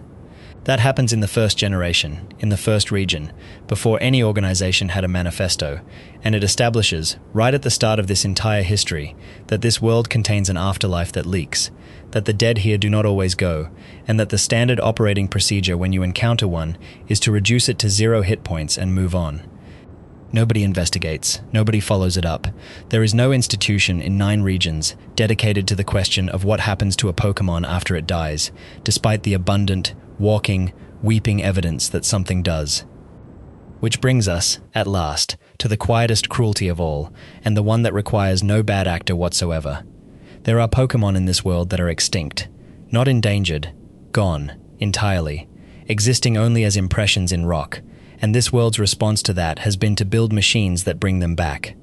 The fossil labs in Cinnabar and Devon and Oreburg and Ambret pull Omanite and Kabuto and Aerodactyl and Tyrantrum out of stone and switch them on, and it is treated as a triumph of research. Nobody has ever asked the obvious question, which is what it is like to wake up. Your ocean is gone. The atmosphere is wrong. Every other member of your species died 100 million years ago, and the reason you exist is that a teenager handed a rock to a technician in a coastal laboratory and waited 15 minutes. In Galar, they went further, and this is where the whole thing finally tips over into something the region cannot pretend it did not see. The fossils there come out wrong. They come out as 2 halves of different animals fused at the seam, a head on the wrong body, a tail attached to a torso that has no use for it, creatures that are visibly, structurally, in pain. Dracovish cannot breathe properly on land, and cannot survive in water. It was, by the plain description in its own entry, one of the most powerful predators of its era, and it drove itself to extinction because it could not do the one thing it needed to do to live, and the laboratory keeps making them. A researcher in a coat, on the coast, will assemble one for you today, for free, as many as you like, and there is no ethics committee in any region with the authority to tell her to stop. That is the shape of the darkness in this world, and it is not shaped like a man in a coat on a stage. Giovanni wanted money and got a chapter. Cyrus wanted silence and got a chapter. Ghetsis, Lysandra, Lucamine, Rose, Sada, Turo, Archie, Maxi, all of them got chapters, and uniforms, and dramatic music, and a room at the end where a child could stand in front of them and say no. They were beatable precisely because they were visible. They organized. They named themselves. They put a logo on the side of a van and made themselves, in the most literal sense, a target. The rest of it, the safari zone with its gift shop, the boxes full of forgotten animals, the daycare with its unwanted eggs, the tower full of the unsettled dead, the coastal laboratory assembling creatures that cannot breathe. None of it ever organized. It never needed to. It is not an opposing force in this world. It is the floor this world is standing on, and you cannot beat the floor with a team of 6. So when you go looking for the darkest thing in the history of this world, do not look for the tower with the red sky over it. Look for the building with the cheerful sign and the reasonable entry fee, the one that has been open every day for 40 years, the one no child has ever been sent to shut down, because nobody ever thought to ask whether it should be. Somebody wrote all of this down, and nobody has ever asked who. That is the thread we are pulling tonight, and once you see it, you will not be able to stop seeing it. Every creature in this world has an entry. A few lines of text, catalogued, numbered, filed under a name and a national index, and children carry that catalogue in their pockets from the age of 10 and read it aloud to each other on the routes, without ever once stopping to consider the circumstances under which each individual line was obtained. The Pokédex presents itself as neutral. It has the flat institutional tone of a reference work, and buried inside that flat tone, entry after entry, are sentences that could only have been written by somebody who was standing much too close to something very dangerous, and in several cases by somebody who should not have survived the encounter at all. Take the simplest example first, because it is the one everybody has read 100 times and never actually heard. Gengar hides in your shadow. That is the entry. Not it hides in shadows. Generally, as a behavior observed in the wild, it hides in your shadow, and the phrasing is direct, and the reader is addressed. Somewhere there is a researcher who wrote that sentence down deliberately, in the second person, as a warning, and the only way anybody learns a thing like that is by finding out. Or Drifloon, which tugs at the hands of small children and attempts to carry them off, and the entry notes that the children are never seen again. Read the structure of that claim. It is not a hypothesis, it is a pattern, which means it happened more than once, which means somebody in Sinnoh sat with a stack of missing person reports and a balloon-shaped Pokémon and connected them, and then filed the conclusion in a children's encyclopedia between a rodent and a bird, and the region printed it and handed it out and carried on. The deeper you go into these records, the worse the sourcing problem becomes. There are entries describing the inside of places nobody comes back from. There are entries about the seafloor at depths where the pressure would flatten a submarine. There are entries about what a Pokémon does when it is alone, which is a category of information that by definition requires the observer to not be there. Somebody wrote a description of Absol appearing before disasters and disappearing afterward, which means somebody was present at a disaster with a notebook. Somebody wrote that Bennett is an abandoned doll that came to life out of resentment and wanders at night looking for the child who threw it away, and that is not zoology. That is a confession the world has agreed to shelve under wildlife. And then there are the contradictions, which is where the official record stops being unreliable and starts being suspicious. Ask the archives what arceus is, and you will get an answer that changes depending on which region you ask in. In Sinnoh, it is the shaper of all things, hatched from an egg in a void, creator of time and space and antimatter, and there is a mural in Celestic Town that has been maintained for centuries by people who take it entirely literally. Ask in Kanto, and the same being does not appear in the mainstream record at all.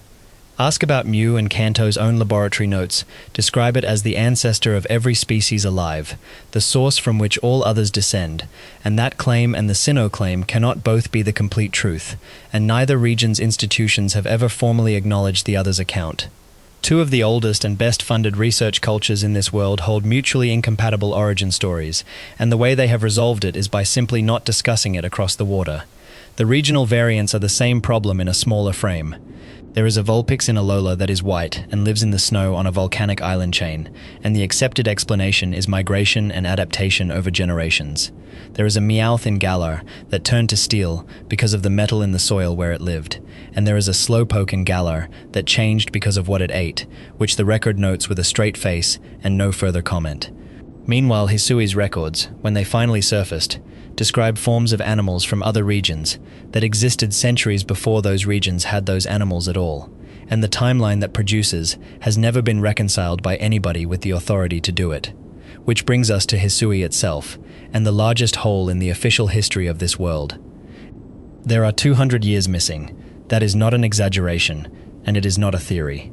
Hisui is Sinnoh, the same landmass, the same mountain, running down the spine of it, the same 3 lakes, and the survey records from that period describe a place that is functionally another planet.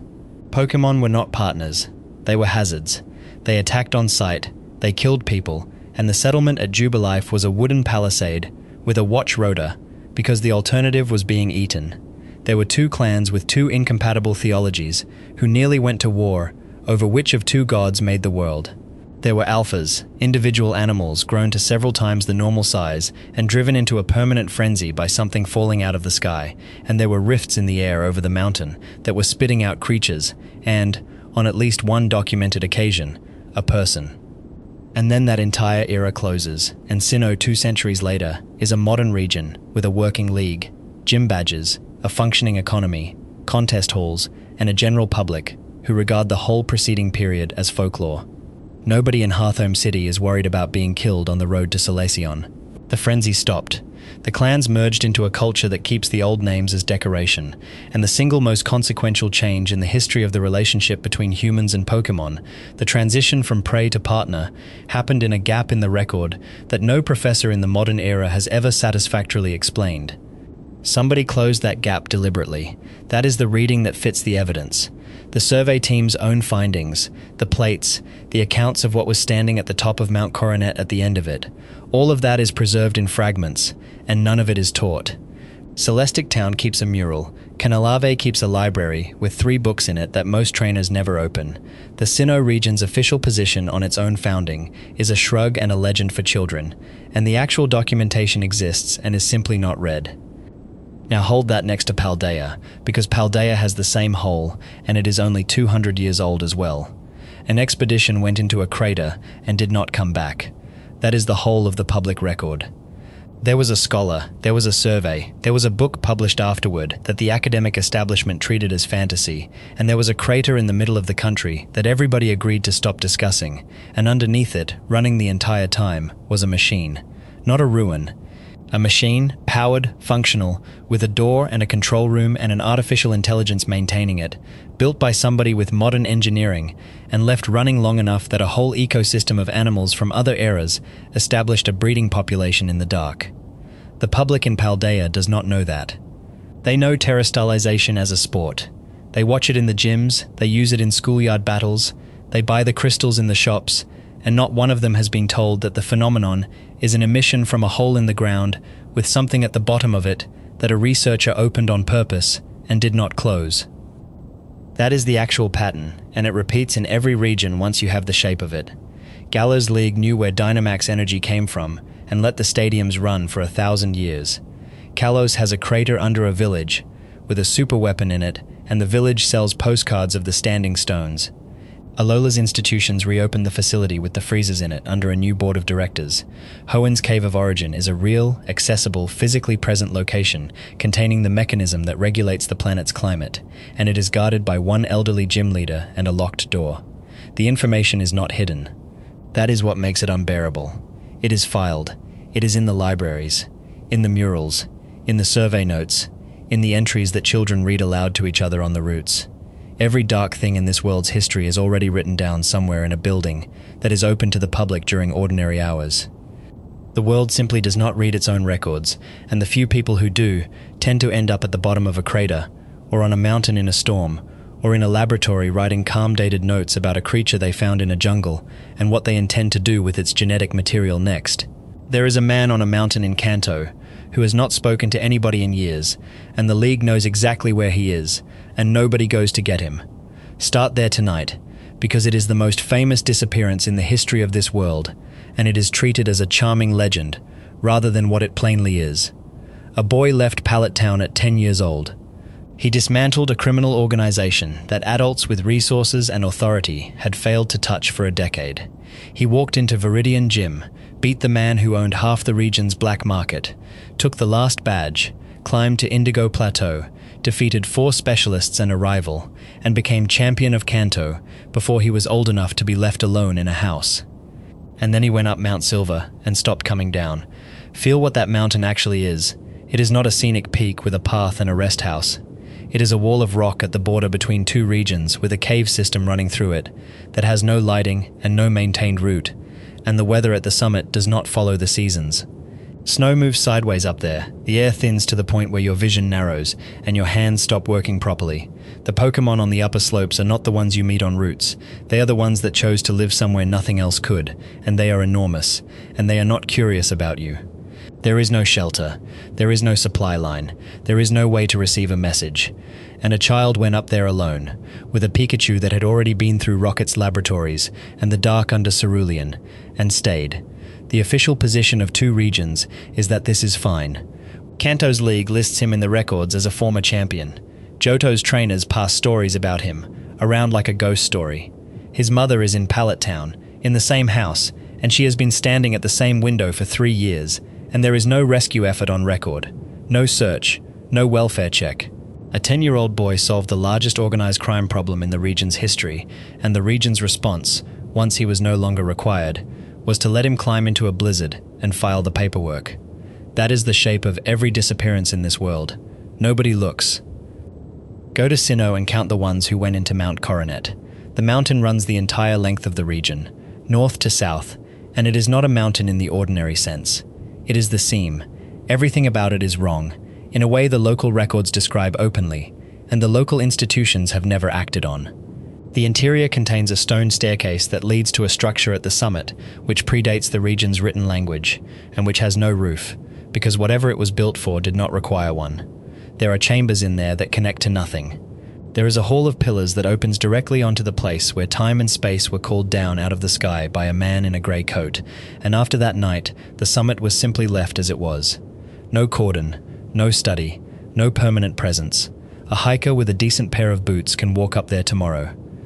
And people do walk up there, and a certain number of them do not walk back, and the way this world processes that is by telling stories about the mountain instead of investigating it. Sinnoh has more of these than any region except one. There is a place in the north where the snow does not stop, and the visibility on the route above Snow Point drops to a few meters for months at a time, and there is a temple up there that was built to contain something, and the caretakers of it are 3 old people who will not explain what they are guarding. There is a lake in the east that was blown out of its own basin with an explosive device and refilled, and the tourists came back within a season. There is a distortion in the world that a man walked into voluntarily and remained in, and the entrance to it is a set of standing stones in a valley that anybody can visit, and there is no fence. Then there is the old chateau, and I want to slow down here, because the old chateau is the clearest evidence in this entire chronicle that the institutions of this world have decided some things are simply not their department. It sits in Eterna Forest. It is a mansion, abandoned, structurally intact, with the furniture still inside. The dining table is set. There are portraits on the walls. The television in the upstairs room turns itself on and shows a face when nobody is standing in front of it. There is a girl on the staircase who is there when you look, and not there when you look again, and a butler in the hall who does not respond, and neither of them is a Pokémon.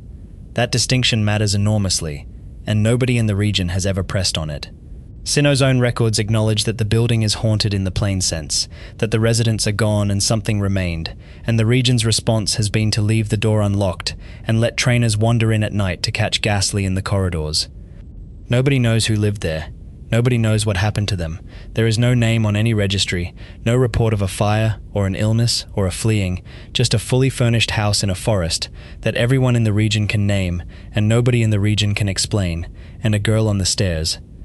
Move east to Unova, and the pattern holds but the scale changes, because Unova buries its disappearances under infrastructure. There is a village at the bottom of a bay. That is not a story, it is a location. Undella Bay has a settlement on the seafloor, houses and streets and a layout that indicates people lived there and then did not, and the water above it is a holiday destination, with beach umbrellas and a seasonal population of wealthy families from Nimbasa.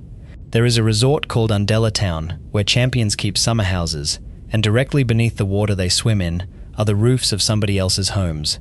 The region does not have an official account of how the village came to be underwater, or what became of the people in it. Divers go down there for treasure.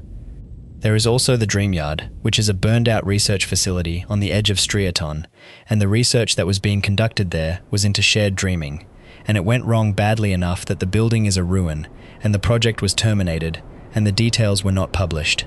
The Munna and Mushana in the rubble are the residue of that program. Team Plasma beat one of them in a lot, to force Dream Mist out of it, and that is remembered as a plasma atrocity, and the fact that a licensed institution was doing something similar with better equipment before plasma existed is not remembered as anything at all. And there is a castle under the ground beneath the League. which erupted through the plaza in front of 100 witnesses and was then simply abandoned in place. Think about that for a moment. A fortress the size of a district, with a throne room and a laboratory and living quarters where a boy was raised as an experiment, punched up out of the earth in the most public location in the region, and was afterward left standing. It is still there. You can walk into it. The room where a child was told his entire life was a fabrication is open, and nothing has been done with it. And no institution in Unova has claimed responsibility for the fact that a building of that size was constructed underneath their national stadium, without anybody noticing the excavation. Kalos has the Lost Hotel, which is exactly what the name says, a hotel in a place a hotel should not be, populated by people who never left. Kalos has the tower under Geosenge, with a machine in it that killed everything within a horizon, and which the region has covered with a village and a gift stand. Kalos has a man 9.5 feet tall, who has been walking the streets of its capital for 3,000 years, who is a matter of public record, whom people pass on the pavement, and whom no researcher in the region has ever formally studied, because he does not want to be studied, and everybody has agreed that this is his right, and also that it is easier.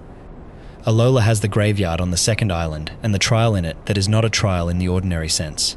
Alola has a place where the veil is thin enough that the guardian deities are not metaphorical, and where children are sent into a cave at night as part of an established educational program. Alola has an entire second world hanging over it that people drove machinery into, and after everything that came through those holes, the region's institutional response was to reopen the facility that opened them, and to promote the technology as a research asset. Galar has the Slumbering Weald, and this is my favorite of all of them, because Galar is the most modern region in this world, and the Weald is the least explicable location in it. A forest beside the first village in the story, permanently full of fog so thick the game will not let a child walk into it in a straight line, containing a shrine to 2 Pokémon that the entire region has decided are mythology, and inside that fog, on the first day of the story, before anything has happened, 2 children see something enormous move, and are then unable to describe it afterward. Their memory of it is imprecise. They both know they saw it, and neither of them can say what. That is a documented shared perceptual event affecting 2 witnesses at the start of the entire Galar record, and it is never explained, and the local response is that the fog is dangerous and you should not go in, which the children do anyway, twice. Galar also has the Crown Tundra, where an expedition disappeared, and where a man named Peony leads amateur explorers into terrain that has swallowed professionals. It has a maze under a castle that grows a tree that has been alive since before the region had a name. It has a lake with a legend attached to it that describes something below the surface that the locals do not fish near. And Hoenn, which we covered for its climate war, has the Sky Pillar, which is the strangest building in this world. It is a tower on an island in the far southeast, reachable only by crossing open ocean, structurally unsound to the point that the floors give way under an ordinary person's weight, with no recorded builders, and no recorded purpose except that a serpent that lives in the ozone layer comes down and rests there. Somebody built a resting place for a god at the edge of the map and then vanished so completely that not even the name of the culture survives. There is a caretaker. She is very old. She is the last one, and she does not have an heir, and when she goes the tower will simply be an unexplained ruin with a hole in the roof. Now put all of it in one line and look at what you have. Every region on this planet contains at least one location that is openly documented, physically accessible, known to the local population, and completely unexplained. Not hidden, not secret, known. There are haunted houses with the lights left on, and mansions with diaries in them, and towers with the doors unlocked, and craters with tourist signage, and an underwater village beneath a holiday beach, and a fortress beneath a stadium, and a mountain with a champion on it who has not been seen in years. And nobody investigates any of it, because this world does not have an institution for that. It has leagues, which organize competitions. It has professors, which distribute equipment to children and collect the resulting data. It has corporations, which manufacture the balls and the phones and the energy. It has gym leaders, who are part athlete and part civil servant, and who are, in practice, the closest thing most towns have to a functioning emergency service. What it does not have anywhere, in any of the 9 regions, across the entire span of this history, is a body whose actual job is to walk into the fog and find out. So the fog stays, the chateau stays furnished, the village stays underwater, the tower stays open, the frenzy in Hisui stops for reasons nobody records, and 200 years later, Children in Hearthome grow up thinking it was a fairy tale. And the boy on the mountain stays on the mountain, in weather that would kill an adult in an afternoon, waiting for the only kind of visitor this world has ever produced for a problem like that, which is another child with a team and no supervision, and no idea what they are walking into. That is the darkest thing in this history, in the end. Not the men in the coats, not the machines under the flower fields. It is that in a world absolutely saturated with mystery, with the evidence sitting out in the open in every region. The only investigators anybody has ever sent are 10 years old, and they are sent alone, and when they solve it, the adults take the credit, file the report, and open the gift shop. Almost every god in this world is asleep, and the ones who are not asleep are hiding, and nobody has ever seriously asked why. Start with the count, because the count is the thing that makes it undeniable. Groudon is under the crust of Hoenn, and has been since before the region had a coastline worth naming. Kyogre is in a trench at a depth no vessel goes to. Regirock and Regis and Registeel are sealed in 3 separate chambers behind 3 separate doors that require 3 separate rituals to open, and Regigigas is in a 4th chamber and cannot be woken unless the other 3 are physically present in the room, which is not a lock, that is a lock with a redundancy on it. Eternatus is under Hammerlock, sealed, still breathing, leaking. Giratina is in a realm outside the world, and did not go there voluntarily. Zygarde is in the caverns beneath Kalos, in pieces, cells scattered across the region, deliberately decentralized. Terapagos is at the bottom of a crater, under a mist that scrambles instruments. Necrozma was sealed by an entire civilization. The 3 lake guardians were in 3 lakes with no exits, and Mesprit does not even keep a body in one place. It wanders as a spirit, precisely so that it cannot be found in a fixed location. 9 regions and the same architecture repeating. Something enormous. Something with the power to reshape the planet, and around it a containment structure built by somebody who understood exactly what they were containing. Now ask the question this world has never asked, out loud. Who built the doors? Because a seal is not a natural phenomenon. A trench is natural. A volcano is natural. A chamber cut into rock in the desert with a braille inscription on the wall that instructs the reader in the precise sequence required to open it is not natural. It is architecture, and architecture implies architects, and the architects are gone in every single case. The Regi chambers in Hoenn are the clearest example, because the instructions are still legible.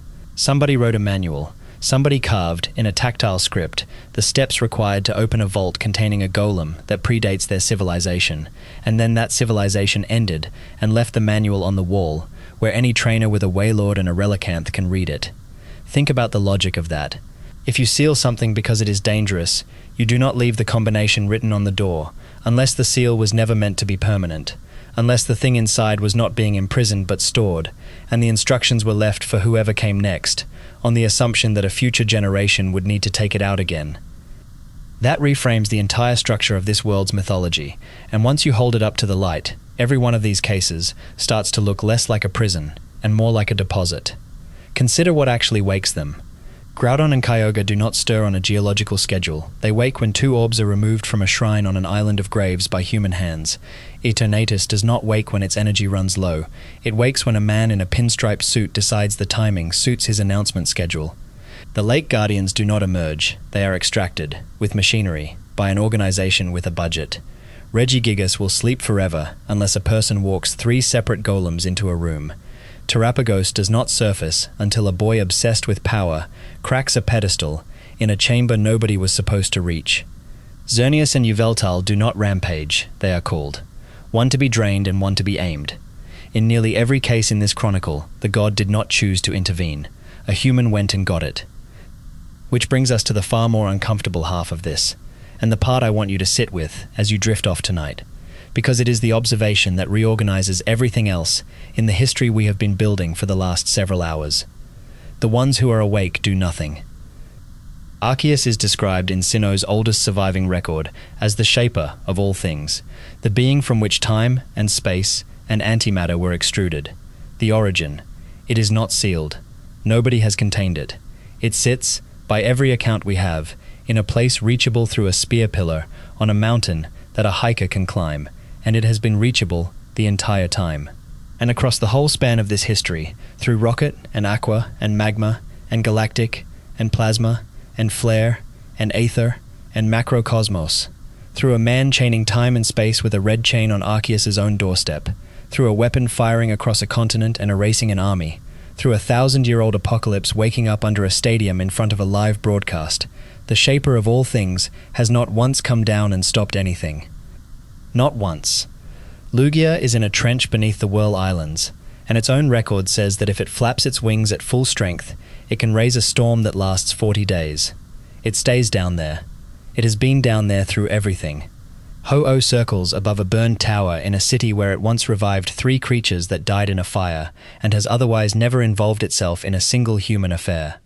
Mew is described as the ancestor of everything alive, and spends its documented existence playing in remote jungles and hiding behind trucks, while a laboratory on an island tortures its own child in a tank for years. Rayquaza is the exception, and that is exactly why it proves the rule. Rayquaza does come down. It comes down over Setopolis when the land and the sea are tearing the planet in half, and it comes down again when a meteor is inbound, and it goes back up immediately both times. It is the only god in this history with a demonstrated intervention policy, and the policy is legible from its behavior. It responds to threats to the planet itself. It does not respond to threats to people. Team Aqua and Team Magma could have drowned every coastal town in Hoenn, and Rayquaza would have stayed in the ozone layer. It came down when the climate system itself began to fail, which is a different threshold entirely, and it is the only being in this world that has ever clearly articulated where that line sits. So either the awake ones cannot intervene, or they will not. If they cannot, then everything this world believes about its own creation is wrong, and the beings in the murals are not gods at all, but survivors of something older, powerful, and constrained, present and unable to act, which would explain the sleeping and the hiding rather elegantly. You do not seal yourself in a trench for 1,000 years if you have options, and if they will not, then the arrangement is deliberate, and there is a reason, and the reason is the one thing this world's records keep circling and never state plainly. Every single crisis in this chronicle was caused by a human being and resolved by a human being. Cyrus chained the gods, and a child unchained them. Ghetsis forged a dragon, and a child broke the fusion. Lysandra fired a weapon, and a child took the room. Rose woke the sleeper, and 2 children found a sword and a shield. Lusamine went through the hole, and her own daughter went in after her. In not one of those cases did a divinity solve anybody's problem. In several of them, a divinity was present, awake, and watching. There is a version of that which is monstrous, and there is a version of it which is the closest thing to hope this world has ever produced, and the records genuinely do not tell us which one we are living in. The monstrous reading is that this planet is an experiment with an observer, that the plates buried at Sinnoh's landmarks are instrumentation, that a being which hatched from an egg in a void, built time and space and matter, and then stepped back to see what the inhabitants would do with them, and that every catastrophe in this chronicle was recorded rather than prevented. It fits the evidence uncomfortably well. Arceus' own legend has it judging rather than protecting. It weighs, it does not rescue. The other reading is the one Hisui hands us, and it is the only place in this entire history where a god actually speaks to the question directly. A person is pulled through a rift out of their own time and dropped into a wilderness 200 years before the region exists, and they are told, in the plainest terms this world has ever managed, that they were brought there for a reason, and that the reason is to close what was opened, not to be saved, to be sent. Whatever is at the top of that mountain does not descend and repair the frenzy itself. It reaches into another century, selects a person, and puts them where the problem is. Which is the same mechanism, every time, in every region, once you strip the ceremony off it. A child from a small town is handed a starter by a professor and pointed at a road. That is the intervention. That is what it looks like when this world responds to a crisis. Not a descending god, a 10-year-old and 1 animal that chose to stay, walking north out of a village with the fog closing behind them. So the gods sleep, and the seals stay shut until human hands open them, and the ones who are awake keep to their trenches and their upper atmosphere and their jungles, and the doors have the combinations written on them, because whoever built them knew perfectly well that we would come back and read them eventually. That is the arrangement. Nobody voted on it. Nobody in any region has ever formally noticed it. And on a mountain in Kanto, in weather that would kill an adult in an afternoon, a boy who was sent out at 10 years old and never told why, is still up there, still training, waiting for the next one to be sent. Nobody in this world has ever asked a champion how they are. That is where we finish tonight, and it is the quietest thread in the whole chronicle, because it does not involve a single villain. There is no coat, no stage, no machine under a flower field.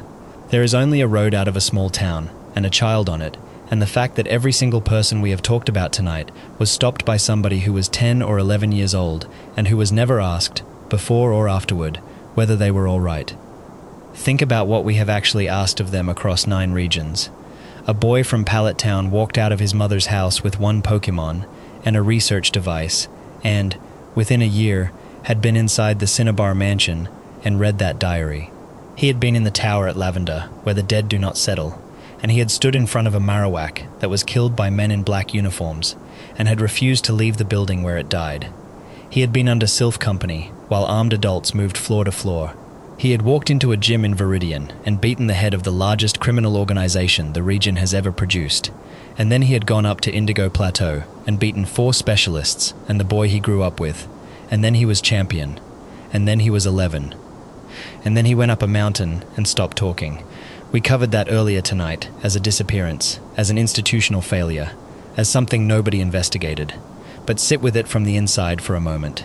There is no version of that childhood that produces a well-adjusted adolescent. He was not trained for any of it.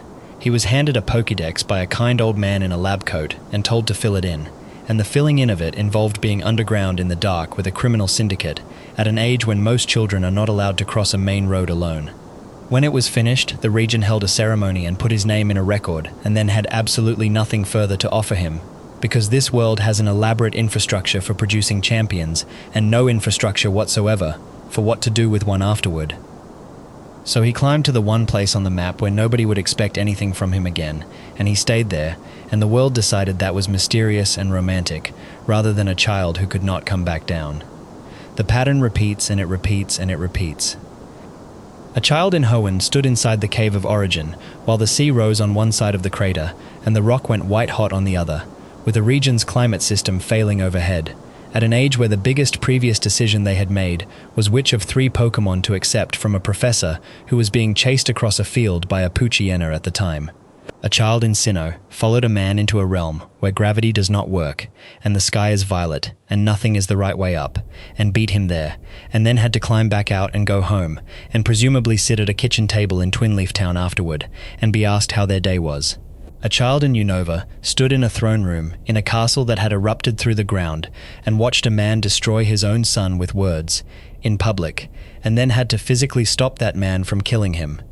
A child in Kalos was in the room under Geosenge when a 3,000-year-old weapon started to charge, with the ceiling coming down, and afterwards walked out into daylight, and back into a story where their friends were planning a group holiday.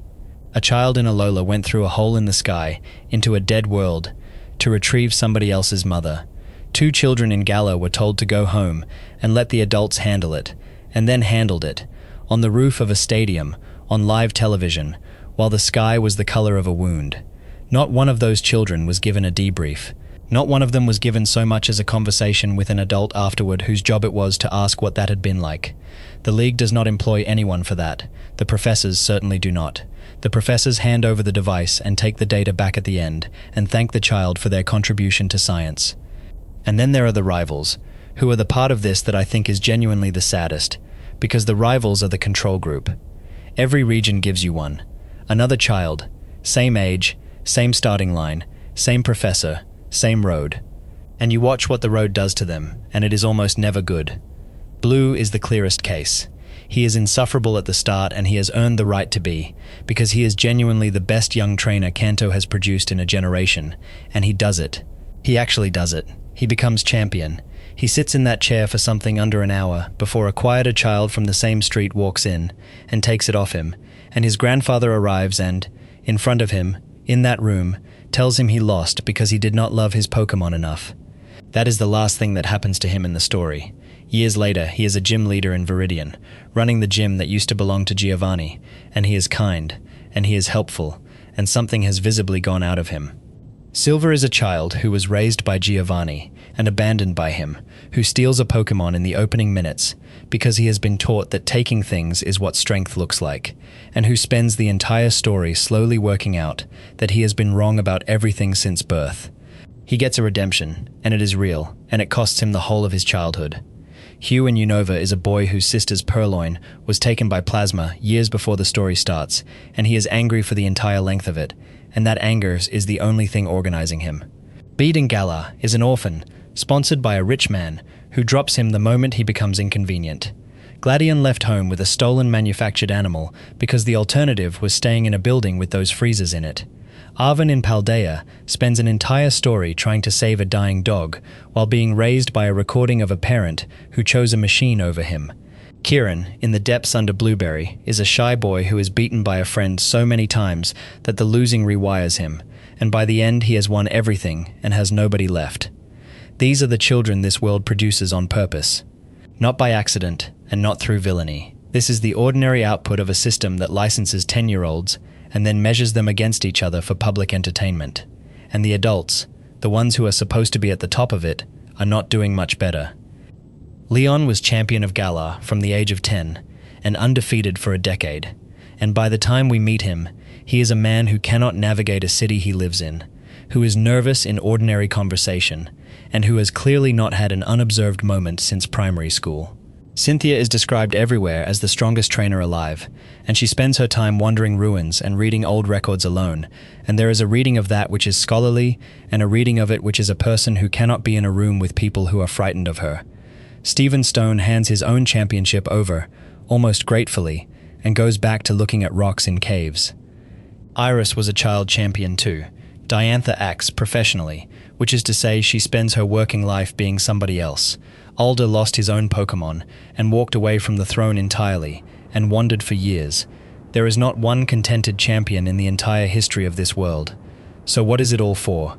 That is the question this chronicle has been walking toward for hours now, through Rocket and Galactic and Plasma and Flare and Aether and Macrocosmos, through the Safari Zone and the boxes full of forgotten animals and the fossil labs on the Galar coast, through the sealed gods and the unread libraries and the fog that nobody goes into.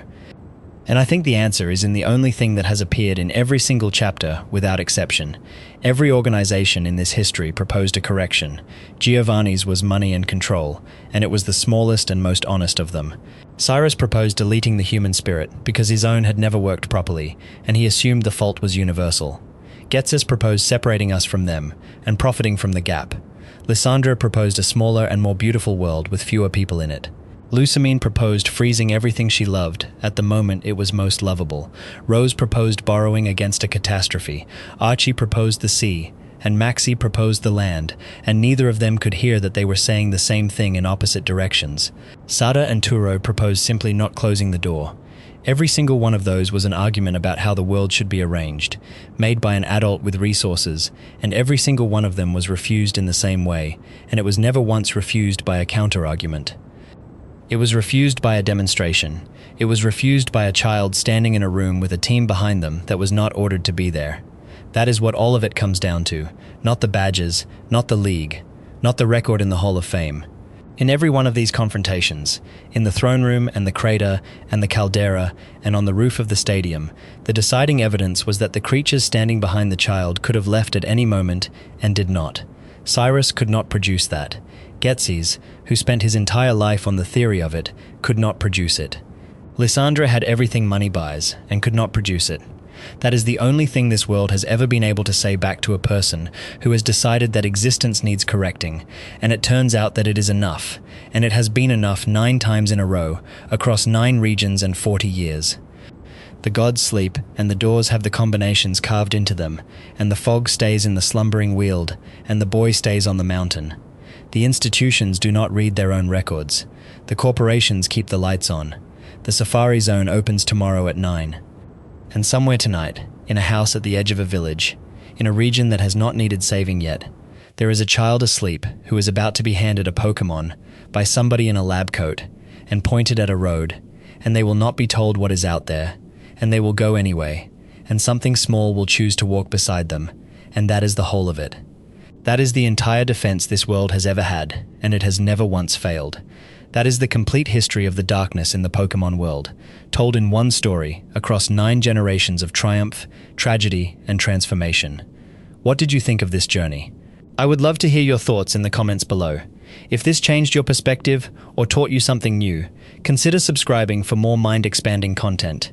And if you know someone who would find this as fascinating as you did, share it with them. Sleep well,